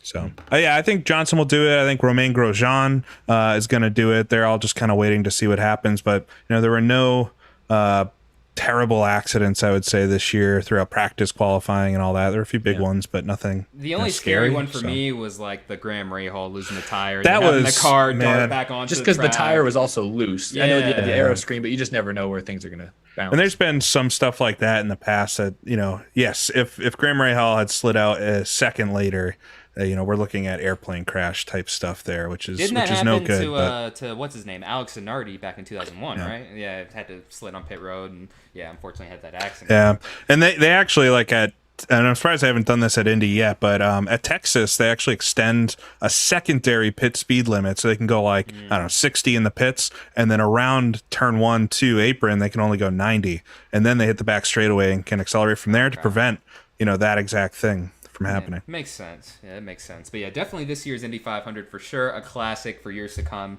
And catch me at the 2022 edition, perhaps. We'll see. Oh, you're gonna go? Yeah. Awesome. I went in 2019. I gotta see it. I gotta see it at least once in my lifetime, man. I gotta see it. It's Indy, man. It's the freaking Indy 500. But this race was definitely a good one. Yeah, I think I might. Depending on how everything lands, I'm gonna see about trying to go out there just because I only live like 4 hours away, so you gotta go. Bad. Just you start gotta walking go now. Well, that's it's very cool. That's just an afternoon drive in the Midwest. Yeah, he likes going on these like 24, 18 I don't hour car like rides. it. Jared's on the road at all hours of the night. Yeah, he just does whatever. See, it's not that I like it. I'm just accustomed to it. Yeah, so you like see, you can going do it, out no there would problem. be okay. Yeah, like You don't shy away from it. I think Yeah. that's a good way to phrase That's a it. good way to phrase Okay. it. There you go. But yeah, I'd love to do that. Plus, we know people out there too, both from YouTube, but I also know people just personally out there. So I know for sure I'd have a place to stay. Yeah, so 2022 definitely gonna happen for sure. Now moving on to the one, the only NASCAR Weekly Podcast mailbag question. It's not famous. Well, it's famous now because I said it. Now it comes. This week's mailbag question comes from Glenn Novak. Thank you so much, man. His question is: Hi, I love watching the NASCAR Weekly Podcast every week with all of you guys. Thank you very much.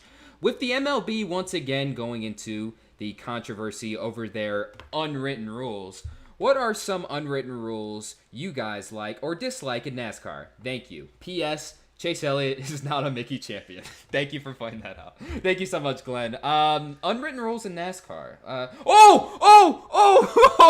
just saved that super chat. Thank you so much, Daytona 500 champ. Thank you so much for the $100 super chat. I will get to it in a moment after we read this mailbag question. But some unwritten rules, guys. What are your Eric? Why don't you start us off here? What's an unwritten rule in NASCAR?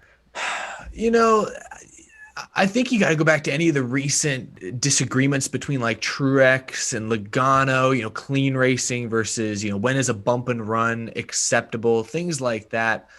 It's an interesting question. You might have to come back to me because I read it right before we went live and I thought it was really interesting, but I must say, like, I don't know, some of the top ones, when I first think of it, it's like driver code. It comes up a lot whenever you have, rivalries. It's like anytime someone puts someone's, safety perhaps in jeopardy, then that's when it's like, line, yeah. That's when it's like you have the green light to go out and dump them the next week, that kind of thing. That's kind of unique to NASCAR and other motorsports. But what do you think, Jarrett?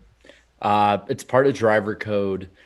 I have to admit, I do kind of like the phone call, like, hey, you need to fess up, call the student, apologize. Or he's gonna. Donald would have won the 2015 championship if he knew how to dial a phone, man. Well, that's the thing. It's like it seemed like especially the veterans that year hated his ass after that. Yeah. Like I remember hearing the radios and like Tony Stewart's laughing his ass off, and like Dale Jr. even was like basically cheering on Kenseth after that. And I'm like, no. Man, you get like all these people. Like I get like Stewart, but you get like Dale Jr. after you get Jeff Gordon, Jimmy Johnson. Like all these people are like cool with your ass getting wrecked. It's like I think that it just shows a basic level of respect.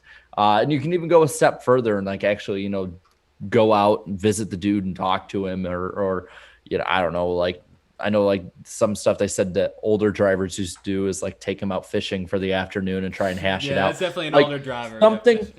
Well, that's something I'd do, man. Like, I'll be honest with you, but it's like, I like that there's some kind of option that drivers give each other that you can be, giving some self-accountability on it. You can have some accountability for what you did. You have that chance. And if you don't take it, your ass is going into the fence. So I like that rule. Leave it in drivers' hands unless it's absolutely impossible for it not to be done. I think it's hilarious how drivers react so differently to a middle finger out the window. Some drivers like just give it right back, think it's funny. Other drivers like they take it personally. They're like, "Whoa, no, red," no. and they're like, "I gotta wreck him." That's enough to get dumped, right? And I think. I think a middle finger shouldn't be enough to dump you. It can make you angry. It can make you race them hard, but you shouldn't immediately be like, "Oh, they got one coming." You guys are going like 200 miles per hour. Don't wreck them over. Are we talking about the Bubba v. Bowman? It's happened there. I remember really iconic. I think it was Keselowski flipping off Kurt, or was it the other way around at Martinsville a few years ago? I just remember. It was Keselowski flipping. Someone's car had like the whole hood taken off. They were out on track just logging laps, and he was just holding up. I think he was holding up Kurt Busch, just flipping him off for like a lap. The whole time. I think it was Keselowski. It was funny. Wasn't there something with Johnson and Kyle Busch at Martinsville, like in 2010, 2011? Yeah. Tell him to put his finger back in his car. Or I'll dump him. Oh no, we got middle fingers in the chat. Yeah. Oh, nice. It's been retracted. Oh, you don't have to retract it, mods. It's okay. A couple middle fingers is okay. Oh man. I like fights. But yeah, I'd have to agree with Jared on that one. I don't really know too many unwritten rules. I think there's a lot of stuff to do with like passing and how you move the air around cars that you just don't do certain moves, and it's probably all stuff that would be super interesting to learn about if somebody would tell us, during a broadcast. Hint. But yeah, I think there's that stuff. Or what comes to mind for me too is all like the hand gestures, especially at super speedways. Like we're gonna pit, and those are all driver courteous things that there's no rule that you have to do that, but it probably benefits the person doing it more than everybody else, right? You don't want to get run over. Yeah. No, that is a good point. Is like etiquette when it comes to getting out of the way. We see how drivers do that differently. Ryan Newman is notorious, doesn't get out of the way. Logano doesn't get out of the way, but other drivers maybe get out of the way too quick and are seen as pushovers. That's another good one. That it'd be nice if there was like a guidebook. If it was almost like in a video game where you have sliders that say what drivers or what characters certain strengths and weaknesses are. I want to see that for every NASCAR driver. Like, and I want all the other drivers to decide, like, everyone is polled. What do you make of, Kyle Busch? You'd say, like, okay, he's like 10 out of 10 asshole. He's like a 10 out of 10 aggressive, 2 out of 10, like, respect, like, and I just want to like average the scores out. And I want to see a book of every driver's score. You got rated by Ryan other Newman. drivers. Ryan Newman, the highest defense score out of anybody. Exactly. Like offense, defense, At least in the top Deep- 5. Defense level, kidney stone. Oh, So, man. But thank you That's so a good much. question, though. Yeah, thank you so much Thanks, for Glenn. the NASCAR Weekly Podcast mailbag question this week, Glenn. Really appreciate it. And now to the famous ad reads. This NASCAR Weekly Podcast is sponsored by Lionel Diecast. Get your official 2021 Lionel Authentics Diecast Wave only at LionelDiecast.com. Now, pull out some diecast. I unfortunately forgot mine, so I have to go get one. But Jared, I don't what is know that? if, Yeah, start us off, Jared. What is that one there? I got Tony Stewart's 2002 championship Pontiac. I figured with it being Sonoma week and how good he was at Sonoma in his career, this would be a pretty fitting one. I think I've shown this one like 4 or 5 months ago, but it's a really good one. It's actually pre-smoke, if you can see. It's back when they used to have his name on it. Oh, wow. So it's really cool, and it's really cool seeing like, look at all this ad space they can't use.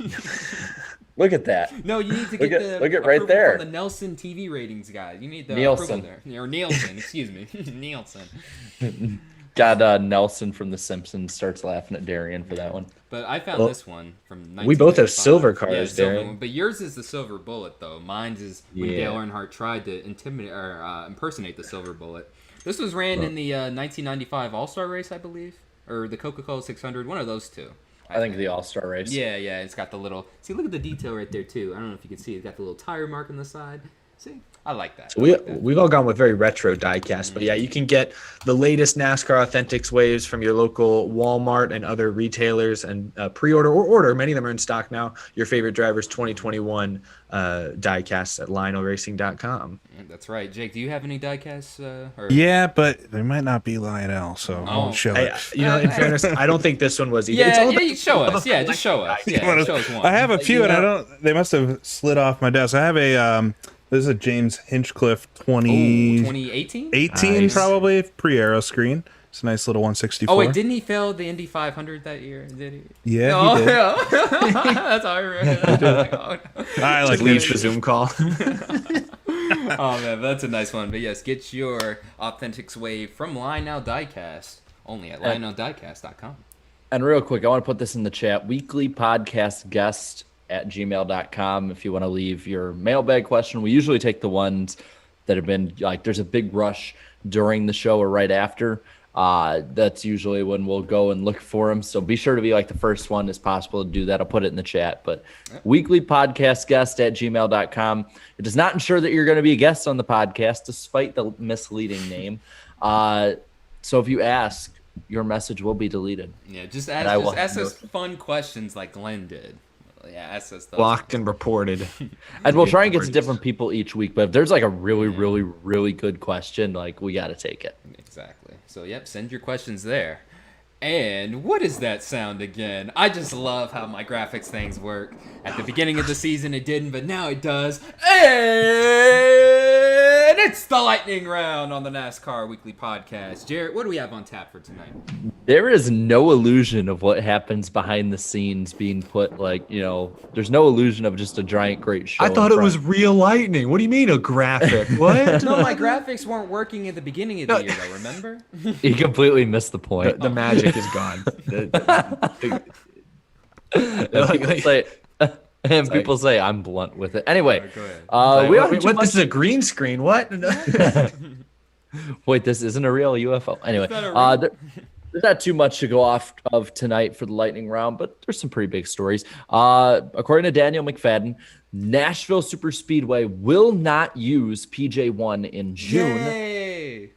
And the Sonoma Raceway, according to Bob Pockrass, has sold out its 33% allotted capacity, as well as they're letting in a lot more media members. I don't know about members of VIPs yet. All depends. Matt Benedetto is going to run an Elliott Sadler number 21 throwback in the Southern 500 this year. The Chicagoland Speedway's Twitter account now is accommodating the Chicago street course and is seeming to start being kind of fitted in with that. Yeah. Season 2 of Lost Speedways is coming to Peacock on July 1st. This is according to NASCAR and NBC and Dirty Mo Radio. Electrification of the next-gen car is an important goal for Chevrolet, they've announced recently. Kurt Busch will be on next week's episode of Hell's Kitchen. What? That's random. What? I wonder if they're going to have lamb sauce-flavored monster. God, dude, can you imagine if he was on Hell's Kitchen in 2009, 2010? As if they messed up, bro. Oh my gosh. But this is a much calmer Kurt Busch. This is a much cooler Kurt Busch. I would love to see, 2009 Kurt. It's like, I don't think it looks that bad. We're on the effing back straightaway, effing Einstein. See, that never gets old, no matter how much we say it. It never gets old. Yeah, haven't they been doing like an ad segment recently where they'll have like a driver cooking something mid race? Has that been why are they? I've seen that. Why are there so many Jimmy racing? Johnson has done like an info. Doesn't Jimmy Johnson do like some sort of infomercial? Oh, for Carvana parody? with the eggs. Yeah. The eggs. Yeah, with the eggs. That's what it is. There was a whole like IndyCar thing a few years back with Butterball turkeys and the Andretti team. They would like make a sandwich on the grid. That stuff's so cringe. Yeah. Stick to the racing, please. They're appealing to that like nice little range of like mid 30s moms or something. I don't know. Yeah, I don't know. They're trying. The next gen car had a manufacturer test at Charlotte on the Oval this past Tuesday. Saw that. Phoenix Raceway will once again be the season finale in 2022. The weekend, I believe, will be from November 4th to the 6th. So people have misread this as like, oh, they're not shortening the schedule at all. They actually are compressing the schedule even more because the Daytona 500 is a week later. That's taking up one of the bye weeks in the summer that we're having for the Olympics. So I assume we're gonna have a bye week in the summer, like after the 22nd, 23rd race. Probably. Camping World is going to be the title sponsor of the SRX, once again proving why my video was so short-sighted only like 2 weeks ago. You have to update the game SRX. already. You have to update the game. Where's that huge patch? Let's go. I need that huge Camping World patch. And let's end this baby on a good note for the lightning round. Michigan, Daytona, Richmond, Talladega, Martinsville, and Phoenix will have all of their races for the rest of the year under full capacity, according to JSP, as well as more garage access, as well as more stuff for the drivers to do at and around the track. It won't be completely normal, but I think they said it'll be like between 70 to 90% back to normal for the second half of the year. And I very well may be going to most, if not all of those. Driving through the night, as the famous iceberg does. Yes. Drives through the night. Yes, and with that, that's the lightning round. I think it's like the shortest one in weeks. Yeah, that felt really short, but it's still the lightning round. And once again, that'll do it for another edition of the lightning round on the NASCAR Weekly Podcast. The fly is back. Back to the show. Yes. No, Well, I know. well, I Jarrett- needed to catch my breath for a second there, but the fly's Well, back. Jarrett hunts for the fly, and I know we've got a lot of super chats that Darian's going to get to in a moment. But first, Right. the NASCAR Weekly Podcast is also sponsored by Forney Industries. I got my hat this week. I usually forget it. Doesn't really match my outfit. But Forney Industries, they offer a full line of welding and plasma cutting machines, metalworking accessories, and much, much more. It's great for do-it-yourselfers, or if you're a professional metal worker, Forney has everything you need for your next project. Shop Forney's top-of-the-line products at forneyInd.com. That's FORNEYIND.com. Or at an authorized Forney dealer near you. Proud supporters of the NASCAR Weekly Podcast and the Out of the Groove Podcast Network. Yeah, this hat doesn't really match my outfit. I'm sorry, Forney. I need to wear like more khaki for the podcast. Then we'll really have something going. But Darian, I believe you have a lot of super chats to get to. A lot of super What are the chats to fans get to. talking about? So let's get to them immediately. The Ultimate KFB fan, thank you so much for the $2 super chat. The iceberg better not show up like a hippie again. What? Oh, well, when I had my hair parted and glasses on, Man, That was like the borderline John Lennon look. Honestly, if we have like nothing to talk about, I might just show up looking like There that you go. just so we have more to talk about. Yeah, definitely. Yeah, well, they sent me money because of it, so thanks. Groovy Goose, thank you so much for the $2 super chat. Is Karen's dog in the SRX DLC? By the way, spin the UFO. I think he's asking if about the National Fairgrounds. Is she in the game, or is her dog in the game? Oh man, that was funny. Thank you so much, man. Oh gosh, Jar Jar Binks, he's back. Jar Jar, thank you so much for the $5 super chat. Read it with a bit of a high pitched voice. I don't know what this is. What's a Star Wars? Misa like the Star Wars. Okay. No, So, geez. Misa, me, happy Misa. What? Eric's new best friend. Hissa, me. I don't know what that is. No, Hisa. Or Hissa. Okay. You have to have like a high pitched like voice. You have to go more high pitched. So it's like Misa. Hissa, me, happy Wisa. I don't know that. Gonna This spend is lots of what? time together. Wisa gonna me crazy thing. I have no Squeaking like clue. a clarinet. What? I have no clue what the hell I just read. This is a Star Wars reference. This I have is no clue. this is a Star Wars reference, and a guy reading it that has never seen No, Star never Wars. seen It's that. beautiful. But once He's we're lucky. Out in Nashville, once we're out in Nashville, Oh no, we're we'll showing show him. We're showing him. Yeah, I'll watch them. So thank you so much, Jar Jar, for the super chat. Kalito, thank you so much for the $2 super chat. BFM taking a break from trolling Michael Root. LOL. Yeah, I was trolling him earlier. I always troll him every chance I get. Anter Das, thank you so much for the $5. Hey guys, I made up for my $150 that I dropped to Jarrett by betting on Larson, winning in my last minute 5 bet on Julio. Nice. I was wondering how far that was gonna go. Hey, I don't know. Yeah, it's going forever. It's going on and on. But yeah, thank you so much, man. Groovy Goose, thank you so much for the $2 super chat. I'm waiting for Lance Stroll to interrupt the stream. Oh, because the F1, the little Monaco broadcast. You had to watch it to understand it. But yeah, no, it's funny. Platinum Paradise, thank you so much for the $5. As much as I loved Larson dominating, I miss when the Coke 600 had corners, had comers and goers and new players when nightfall came. Yeah, exactly. That's what I'm saying. I grew up on that in the early 2000s, early to mid 2000s, But with stage racing, it's kind of taking some of that, racing out. And this weekend they mentioned it that the temperature didn't change a whole lot throughout the day. Like it didn't get much cooler when it switched to night. So I think that is why you didn't see many different comers at the end. Basically, it was the same the entire time. Groovy Goose with the $5. What does Kevin Harvick and Kevin Page have in common? Oh my God. They share the same name, both wrecked the field at Dega, and are both massive cheater boys. I don't know what the hate boner is for Harvick. Jake, but it's I don't know where it came there is from. this hate boner, Jake, on our podcast for Kevin Harvick from the chat. I have no clue.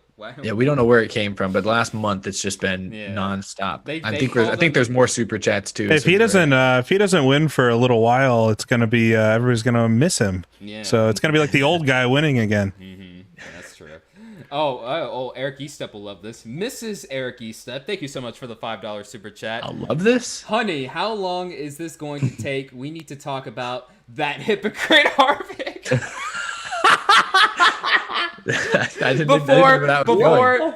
Before it's bedtime, he needs to take to Twitter to apologize. What? I don't know. What's going on, man. But yeah, Mrs. Eric said, thank you so much for the $5. Ryan, thank you so much for the $5. KB is the only other driver in the field to get a cup win for HMS. Interesting. Wait, KB is the only other. Oh, yeah, that's right. Kyle Busch. Yeah, Kyle Busch. Yeah, the only guess. driver in the field to win for Hendrick Motorsports, I guess, in his career. I guess that's true. Yeah, that is true. Wow. Yeah, Johnson, Gordon, yeah, all those guys, yeah, they're all gone. Sean Peckerton, thank you so much for the $5. At age 46, Helio Castroneves winning number 4, and the celebration after. Father Time is having a flat tire on the interstate in 2021. Yeah, that's for sure. Pretty much all the old guys just started winning again out of nowhere. Groovy Goose, thank you so much for the $2 super chats. Your first one, your first one. Would any of you make a Cameo account? Spin the UFO. Oh, the thing where like celebrities, you pay them for them to send you little video messages. I don't. No, I don't. That's what these streams are for. We just got Darian to Yeah. do a Jar Jar Binks impression for You like guys, $2. you guys send your money already. If I ever did that, it would be for free. There's no Yeah. way. You don't want to be like the $1 cameo person. Like you gotta, if you're gonna go on there, you gotta be like an upper tier one before it. Yeah. I'll price myself at $10,000. It's just sad when you have like the $5, $1 people. That's just sad at that point.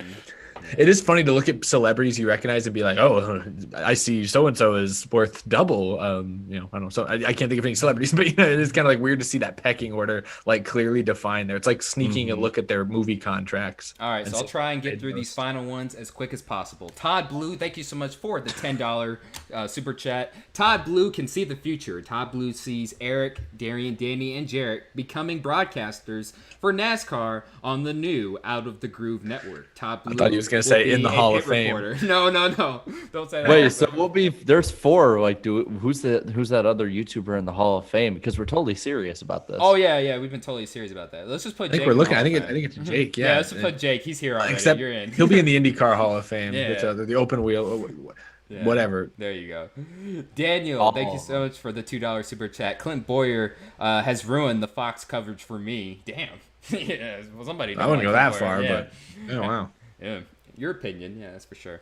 Irvin Alvarado, thank you so much for the $10 super chat. For the most part, I see more of the flag to flag coverage in the international feed, and with the radio is better when the U.S. feed is on break. I think motorsport fans can watch uninterrupted coverage. Yeah, I wish we would see more uninterrupted coverage and stuff, but I understand some of these TV, TV stations, they got to get their money in somehow, I guess, but sometimes they can overdo it, though, that's for sure. Tyler Tinsley with the $5. Ty Gibbs is only 14 points behind Riley Herbst.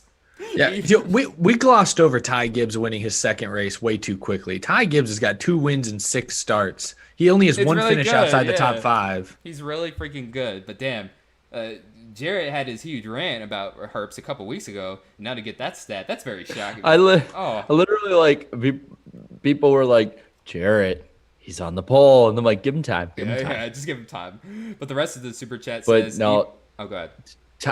Just going back really quick on Ty Gibbs because we kind of brush over it. Like, man, He's really good. like he looks like he's been doing this for 5 to 10 years in that series. Like, He then went and led every lap of the ARCA race a couple hours later. He's the next KFB, in my opinion. He's like 14th or 15th in points. I know he's not running every race, but if he points his way into the top 12 somehow in only like half the races, he should qualify for the playoffs. He should, he should compete for the championship right away. Yeah. Even if he's not even running all 10 races. I mean, I think it's pretty easy to like dislike him because it's like a silver spoon situation, right? But you can't deny, like, you don't get the equipment and be that successful without actually being good. So, like, you know, at that point, you just got to hand it to him. I mean, he's doing everything he can. He's going to be there. Yeah, definitely. He's going to be there for quite some time. Jake Baskin, or hold on, let me read the rest of the super chat. Spin the UFO. That was the rest of it. There you go. Spin Can't the forget UFO. that. Yeah. Jake Baskinger. Also, my condolences to Jake Baskinger and his family as well. Hope that you guys are doing better. But thank you so much for the $5 super chat. The most important question: how are you doing? I'm doing awesome, and you've been in my thoughts for pretty much for a little while, Jake. So I'm praying for you guys. I'm all right. Absolutely. I hope you're doing well, man. Yeah. Groovy Goose, thank you so much for the $2. What if NASCAR did their own dirt series? That'd be interesting. I feel like let's try and get our popularity up first before we start. What kind of cars would they race? Will they just run like sprint cars? But I don't know. Maybe run the ARCA dirt late models or what? ARCA cars. Put dirt tires on them. Gen 4 cars. Like what are they? I mean, back in the day when ARCA brakes were more prevalent, I mean, ARCA was basically a dirt series half the time with the way they wrecked. Yeah. So the old ARCA series, that was basically, I guess, what that was. Andrew Mayer, thank you so much for the $5. The Fox broadcast was terrible. They never once talked about how prestigious the 600 is. They never made you feel like the race was a major event. Yeah. It felt like a race at Kentucky, honestly. Yeah, it's another one. Yeah, exactly. Just exactly, longer. Bro. Platinum Paradise with the $4. Brock Beard voiced his concern over seeing a violent wreck 2 weeks in a row, and thinks the broadcast's lack of focus is detrimental to race control. So I guess they do see the feed, I guess, of the television. I'm sure they have the feed, but they also have people stationed. Yeah, I would assume they actually have looking at the track. Yeah, they'd have to have some people stationed, though. But yeah, I totally agree with Brock Beer. Yeah, it's definitely very dangerous. Sports Fanatic with the $5. Hey, could you get Eric to say hi to me? Thanks, smiley face. Say hi. What was their name? Sports Fanatic. Hi, Sports Fanatic. Yeah. And Anthony. Oh, my hands. Anthony. Kind of weird. Anthony Weiner. That was his last name. I'm sorry. I'm childish. Anthony I don't think Weiner. you need to read the rest of this. Yeah, I didn't. Yeah, the message been deleted. But thank you for the $2. Tyler Tinsley with the $5. A new poll record sponsored by Credit One Bank. Yeah, that would be nice. And then we'll get through a few more. Oh, go ahead. Well played. Well played. Yeah, well played.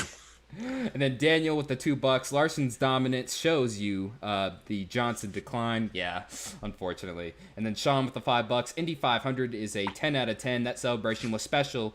Julio's genuine reaction and other drivers coming on the track to congratulate Did you just call him Julio? Oh, Helio. Dang it. Helio. See, I always mess up on everybody's name. Close enough. Helio. Yeah, dang it. That was awesome. Helio. But thank you, Sean. Thank you, Sean. That's a good segue to end the first round of Super Chats. I'll read the rest at the very end of the show. And now moving on back to the topics.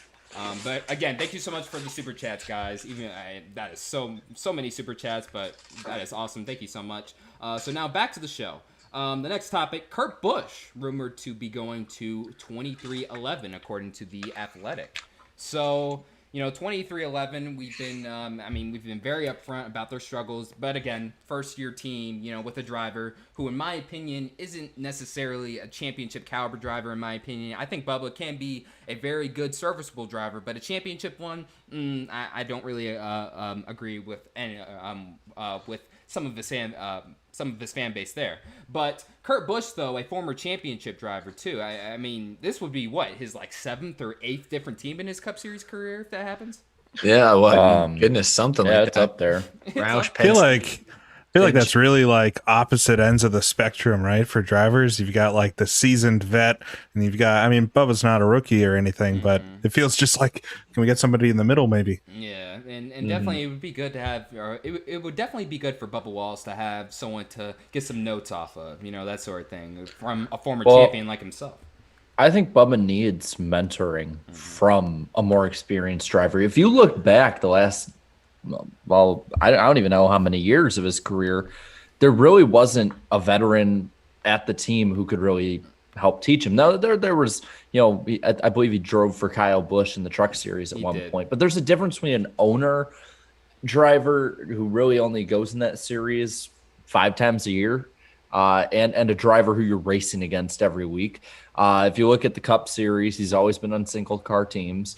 The Xfinity Series, when he is on a team like, for instance, Roush, it went under within half a season and a half, whatever it may be. So I think it's something that he really could learn a lot from and really could grow as a driver. I think that'd be the biggest hope for Denny Hamlin and Michael Jordan on that one, is just to get away for him.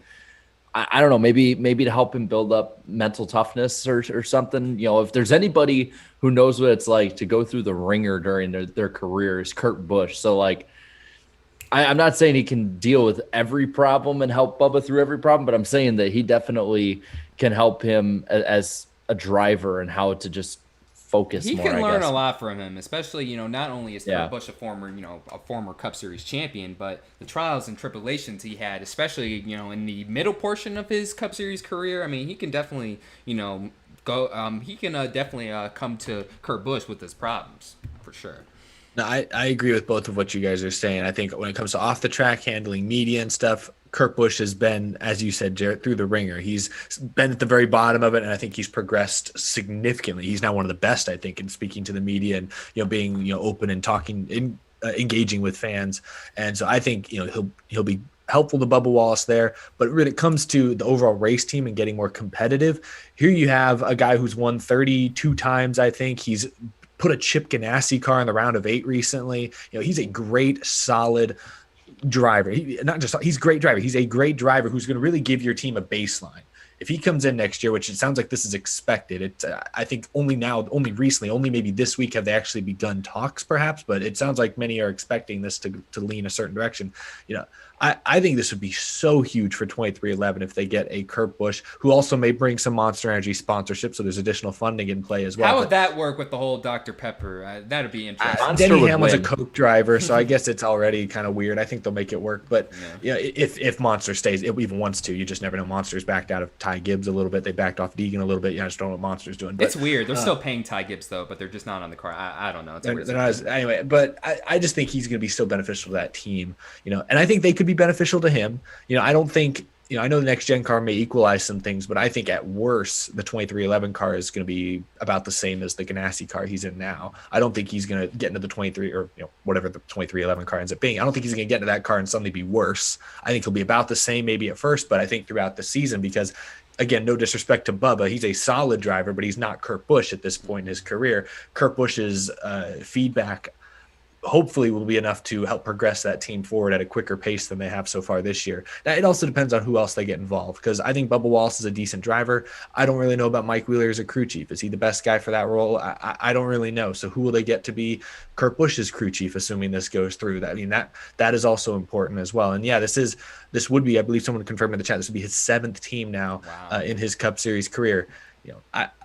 Another fresh start, is that what Kurt Busch really needs? Is that really going to be great? There's always risks there when you're surrounding somebody with new people. I think what makes this exciting from Kurt Busch's perspective as well is getting to be de facto teammates with his brother Kyle Busch for the first time in their Cup careers. Yeah, that's pretty cool. About that. Yeah, that's right. So they're both in Toyotas now. Yeah, so we'll see what happens with that, but yeah, Bubba Wallace could definitely use all the help he can. Well, that entire team could definitely use all the help it needs at this point, for sure. What do you think, Jake? Yeah, what do you think, Jake?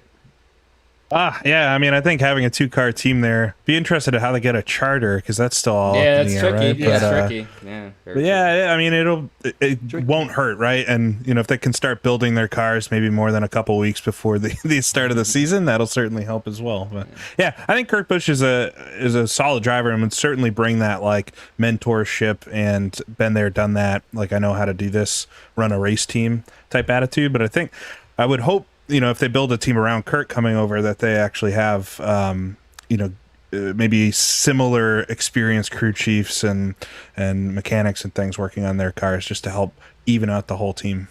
And briefly, what you mentioned there about the charter deal, I know Denny Hamlin said this weekend at Charlotte, he said that kind of in a long-winded way, that they're open to running a second team without a charter if it comes to that. They're eyeing that situation closely. We didn't really talk about it here tonight, but I thought that was really interesting, hearing him talk about the charter agreement potentially being up at the end of 2024 and how it might change. That deal could change suddenly and severely. So, just add another wrinkle into the charter saga. I need to read it, because I saw, I believe it was Bob Pockris put out an article earlier this afternoon about the charter system, kind of an overview of what potential owners are looking at, what charters, what may or may not be available. I think that will be an interesting read, I'm sure, because he knows how to explain things in the simplest and most understandable of terms, and he'll have the inside scoop. But yeah, Hamlin said they don't need a charter necessarily, so now we've heard colleagues say they may not need a charter to race next year. Maybe charters, it's going to start driving the value of charters down if suddenly team owners are getting into the sport without them. But hey, Rick Ware, please sell them at least one, please. Just one. I mean, well, we got 37 cars in for Sonoma, so I guess 3 more could start, right, without charters. Yeah, that's true. That's true. All right, so now moving on, race picks. It is Sonoma race weekend for the NASCAR Cup Series. Wait, what? There's a little more to go over. There is. Where? For the weekend. Oh yeah, Mid-Ohio. That's right, Mid-Ohio too. See, there you go. There's also more racing outside of Sonoma.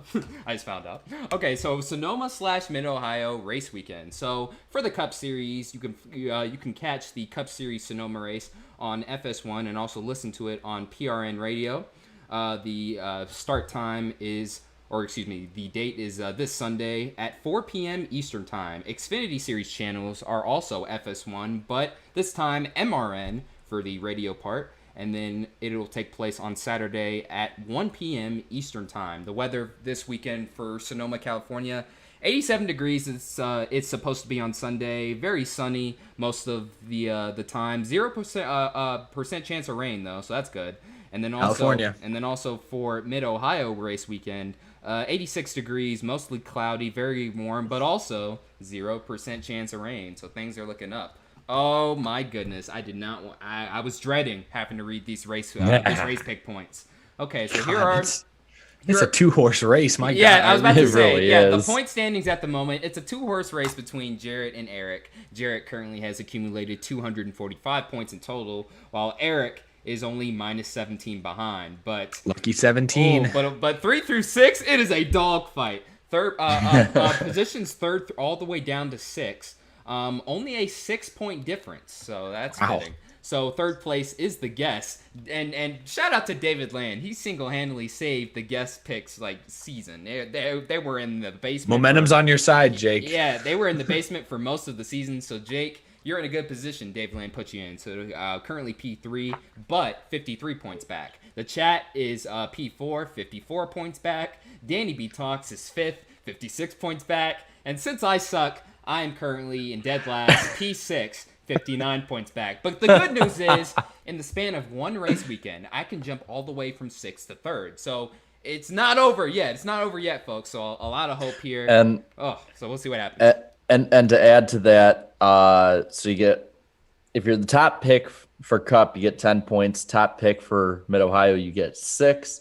If you pick the Cup winner, you get +5. If you pick the Mid Ohio winner, you get +3. And if you sweep the whole weekend, you get 10 bonus points on top of that. So you can make up, if I'm doing the math right, I think 33 points is the most you can make up this week. So Okay, that's a challenge. you can get back in the game. Hey, we're not even halfway through the season, Darren. I know, but I'm last. I'm very competitive. I don't want to be last, though. So lame. The Third guess is within grasp. I figured for sure the guest pick would just be last the entire season. But damn, dude, freaking David, you're gonna ruin it. Jarrett, we just have to make sure we don't pick the same people this week. Last week we picked almost the exact same, 3 or 4.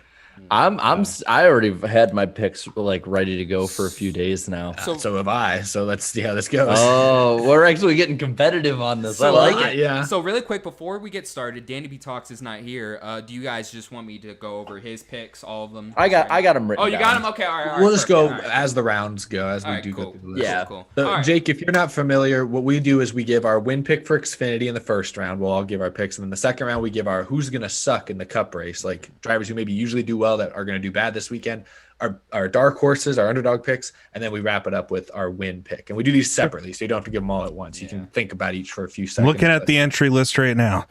All right. Honestly, I was doing that earlier today. So, let's roll into it. What do we start with? First Xfinity picks, pick? yes. Who is going to win at Mid Ohio? Eric, you go first. I don't want to hear what Jared's gonna say. All right. I'll go first. You want to go first? Go ahead. Go first. I'll go first. Okay. I think it's pretty easy on this one. This dude's been leading tons and tons of laps. He's at road courses. I think he's going to be doing pretty darn well at Mid Ohio this weekend. I'm going to go with Austin Cindric. Me too. I can't go wrong with that. Austin Cindric. I guess Darian's going second. Yeah.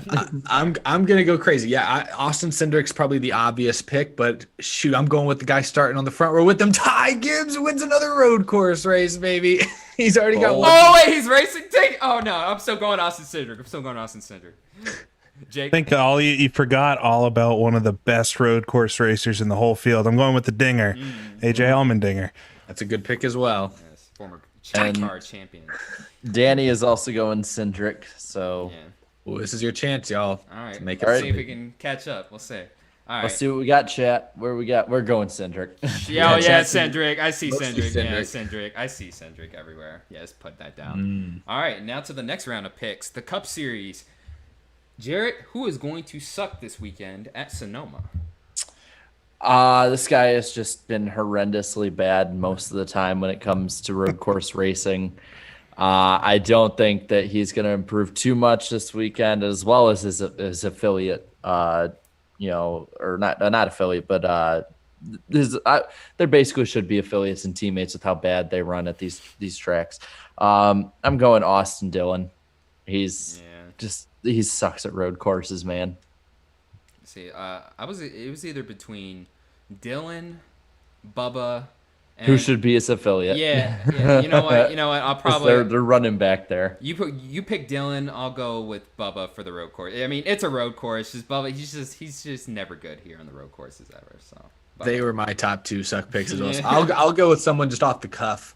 I'll be the guy that puts Almirola in the bucket this week. Almirola just can't catch a break. So what's the bar of somebody to pick for the bad category? Well, You can pick Chase Elliott if you think he's just going to wreck or something this week. Yeah, you can pick anybody if you want. You might need some evidence to back that up, but Yeah. or Well, if you pick let me do Cody this. Ware, that's kind of cheap. you know? Right. I was gonna say. No, I mean, I think I'll go with somebody that's had a lot of bad luck lately. Normally does well on road courses. I think has a few wins recently, but I'll go with Martin Truex. Ooh. He was off. He was off at Charlotte this weekend, surprisingly. He And he had that big crash at Coda. Yeah. And Danny, who did Danny pick for this suck pick? He picked Bubba. Okay. Yeah, so we're in the same boat. And the chat, I see a lot of Logano, Stenhouses. Stenhouse is the same person. Oh, He's okay. spamming it. Justin, stop spamming. Stop it. I saw a get lot that of slow Almirola chat spamming on. as well. Yeah, here we go. Now the chat's picking up a little bit. Yeah. Yeah, Irvin said both. Oh, the picked by chat's a GG. good 20 seconds behind. I think they're still talking about your pick. Are Jake. Yeah. Oh, At least okay. Maybe now, I'm behind. now don't I know. think they've caught up. I think they caught up now because now I'm seeing Bubba, Eric, Stenhouse. Yeah, they've caught up. They've caught up. It maybe is Bubba. That's probably Yeah. right. Just- It's Bubba. Yeah, it's Bubba. It's Bubba. I see Yeah. it. Just put him in there. Oh man. We should I would honestly love to get Bubba on before a road course. Be And like, talk what's your about the road mentality course?" going Like, into the week? Just don't wreck, basically. I can't wait to hear that answer. Oh man. So now underdogs. Eric or no, not Eric. Excuse me, Jarrett. Jarrett. Oh, Who is your underdog pick for Sonoma? All right. This guy, he's pretty good at the road courses, especially Sonoma. Ran relatively well there when they last ran. Granted, different package, but I still think we're pretty good. I'm gonna go, even though I've kind of ragged on him a bit in another podcast earlier this week. I'm gonna go with Matt DiBenedetto. Mm-hmm. I think Matty D is a dark horse to get a top 10 this week. He was P4 there in 2019 in that 95. Yeah, I remember that. That was In the an awesome- 95. Yeah, that was an 2019, awesome run. 95. That was an awesome run there. My underdog, I'll go with Michael McDowell. Obviously, obvious road course from ringer here. Already has the Daytona 500 win, but I usually expect him to get a top 10. So I'm assuming he'll come through. So Michael McDowell. Again, y'all picked my 2 dark horses. So I'll try to go with another outside the box. But I wanted to say also on Matt DiBenedetto, he was great in 2019 at road course. I think he had 3 races where he finished in the top 11 in Levine equipment like that. Whoa, we came out like, this guy's a great road racer. He has not finished in the top 10 at a road course since joining Wood Brothers. So I what I'm thinking is this is my last week. If he sucks this weekend, he's officially off my good road course racer list. But still there for now, but he hasn't run at Sonoma since joining that team. maybe isn't he from California? So is this kind of like a home race for him? I think he's from California. Maybe. Anyway, Yeah, maybe. I'll go with someone. I don't know if I'm gonna count this as a dark horse because y'all took my actual dark horse pick and he's not my win pick, so I'll throw him in here. Kevin Harvick. He won at Sonoma in 2017, and I was looking up stats before this. He hasn't finished outside the top 6 at Sonoma since I think 2014. So one of his best tracks statistically, driver's track. So he's not gonna be hindered by mediocre SHR cars. Look for Harvick to maybe contend for the win. I remember when he ran a freaking K&N West race there a few years ago. I'm like, what are you doing here? It was with the carousel. He had to learn the new carousel. I know. Yeah. I was like, oh my gosh, these poor kids. Jake. Yeah, I think I have to go with my heart a little bit on this one, but he did really well in a K&N West race there a few years ago and basically got the win stolen from him. But go with my homeboy from New England, Ryan Preece, to be the dark horse to win. I like that. I think the Nice. chat was leaning McDowell. Yeah, I saw McDowell the whole time. Yeah, McDowell. There's a point that I'm watching this right now because I keep track of all the picks. I'm not going to bring it up till after the win picks because it might be one of the funniest damn things Okay. All right. I think we've ever had. So let's Stay just go- tuned for a joke, everybody. Stay tuned for the joke. Stay tuned. Oh, yeah. Build up. Stay tuned for the punchline. And Did you say? Yeah, you say Danny's pick? Yeah, what was Danny's pick? McDowell. Oh, okay. Okay. All right. All right, so So Darian. now, who is going to win? Who's going to win at Sonoma this weekend in the Cup Series, Jarrett? Who's your pick? I'm going to go off the script a little bit here. I'm not going to pick Chase Elliott this week. Whoa. Is that allowed? Whoa. Yeah, man. Yeah. That's Elliott is granted he's a different Elliott than 2019 Chase Elliott, but he still relatively did not do as well performing throughout any of the races he run at Sonoma, no matter the layout, compared to Watkins Glen and Daytona Road Course and really any other road course he's run. I am actually going to go with the last guy to win on this track. I'm going Martin Truex Jr. this week. I think he's severely overlooked, even with the struggles he's had. And that's why I kind of like sat there and kind of smiled, Jake, when you picked him to suck. Well, we'll see what happens. Dan, So I'm going with him. This is tough. I mean, in my mind, you have Chase Elliott, Truex, the two obvious picks. I feel like, KFB, Logano, Denny Hamlin, Kyle Larson to an extent, too. Those are also ringing in my head, too. Mm-hmm. So, you know what? He's already over 300 points to the good. This has to be the week, right? Denny Hamlin gets his first win of 2021. Wait. You picking Denny Hamlin at Sonoma? Yeah, this has to be the week, right? It has to be the week. He is last in points for this, Oh man! So hey, he was one turn away in 2016. Hey, and there's nobody in the field to intimidate him this week like Tony Stewart. He's ran all right there, but I feel like one of these races he has to. So Denny Hamlin, we're already last. We have nothing to lose, so we might as well just go for it. Goodness. Well.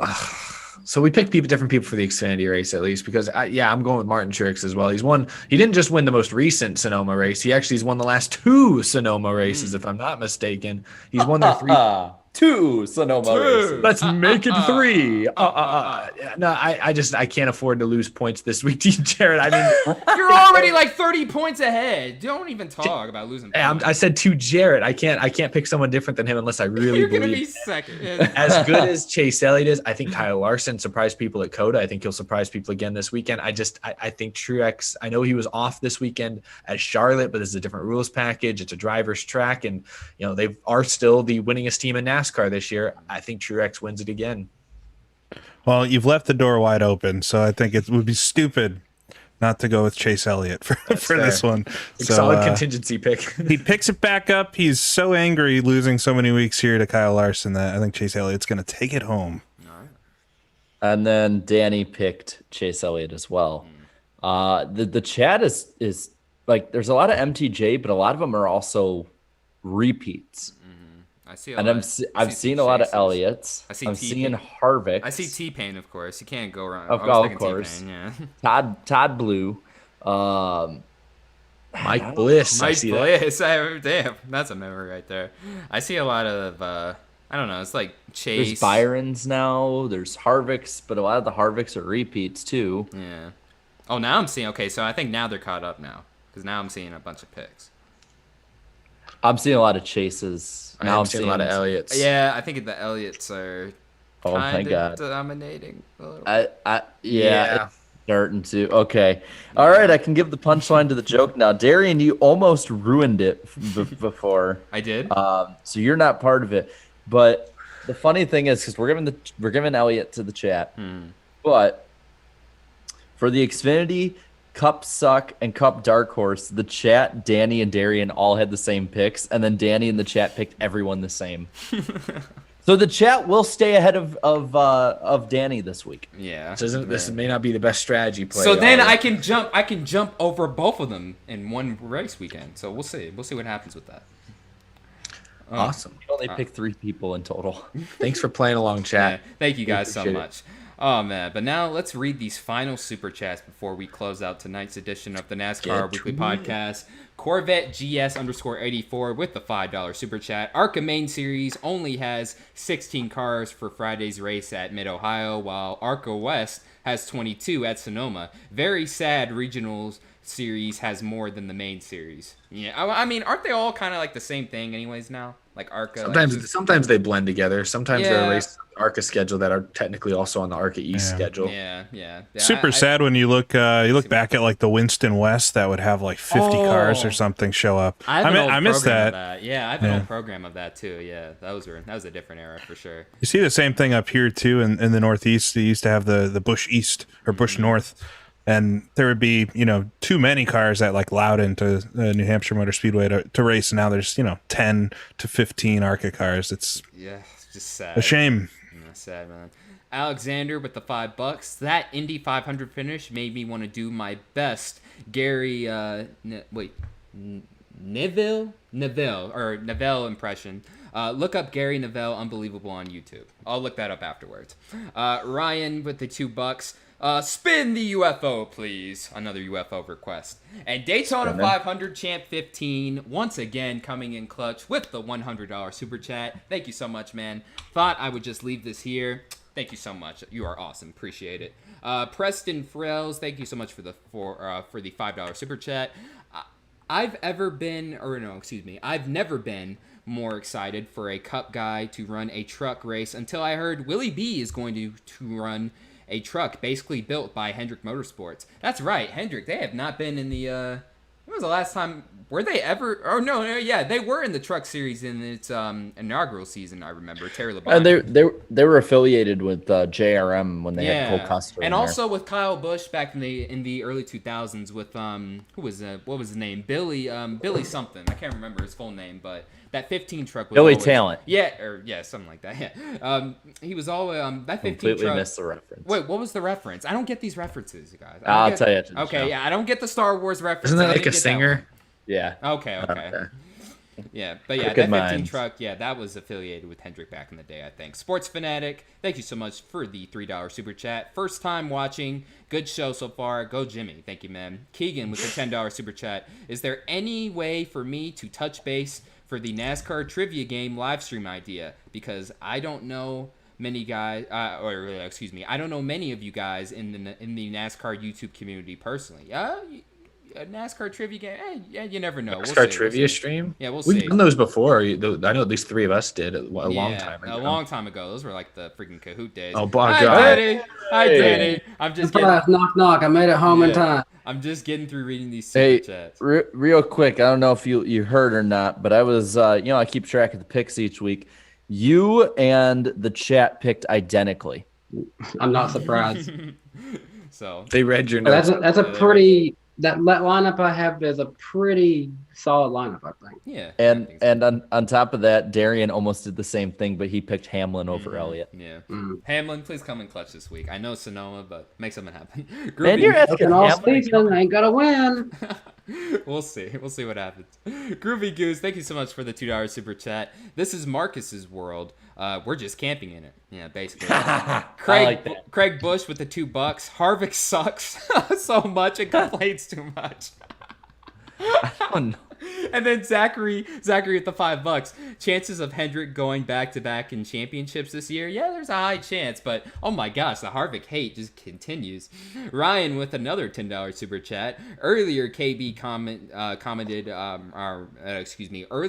comment was in regards to the top 5 this past weekend. All HMS plus the only driver to have won for HMS in the field. Oh, okay. I see what you mean there. See you guys in Nashville? Yes, you will see the NASCAR Weekly podcast in Nashville. Yes. Only 3 more super chats, I promise. Kalito with the $2 super chat. Spin the UFO! Spin the famous UFO, Jarrett. KFB is my pick for Sonoma. Ran well there. Yep. And then Irvin Dominguez with the $10 super chat. NASCAR 2005, CFTC predicted that Kurt would own a Ford GT, but it's the V6 turbo version. Interesting. A shame that it doesn't have a 10,000 mile per hour, 10,000 RPM engine. Sorry, freaking headphones just died, I think. Either NASCAR 2005 is lying to me or I'm stupid. And the final super chat, Groovy Goose with the $2. Jarrett is LW right confirmed. Spin the UFO. I'm pretty sure there's more that just rolled in, but Yeah, Oh, we there do are? Okay. We do have 2 more. Let me refresh it. I don't have the chat up. Okay, I see the final 2. Yeah, there you go. I see the final 2 here. So Tyler Tinsley with the $5. Will there be SRX picks next week for Stafford? Will there be? We'll do it for the first race, sure. Yeah, we can do it for the first. It's on my channel. I'll decide what we do. Yeah, we'll see. We'll see. Do we add it in with the points? That's Nah. I think this is an Let's exhibition. do it for fun. Okay. And the final super chat of the night from Big Blue Attack with the $10. Hey GP, what's your favorite RF2 mod? And also, oh wait, hold on, I don't have the whole thing up. Sorry about that. And also, have you tried the GT1 2010 mod for RF2? Jeez. Well, good news for you all with R Factor 2. If you don't know, that's like the best physics sim out there, and that's what the next NASCAR game is supposedly going to be built on. So that's going to be fun to watch. I just did a video yesterday actually on an R Factor 2 mod that lets you basically build your own 70s Formula 1 car. So I think that would be my favorite right now, and I have not tried the GT1 2010 mod, but I'll check it out. Sweet deal. My freaking headphones just died at the very end of the show, so I had to get out new ones so it doesn't echo. But really appreciate the super chats, everybody. And yeah, that'll do it for oh, go ahead.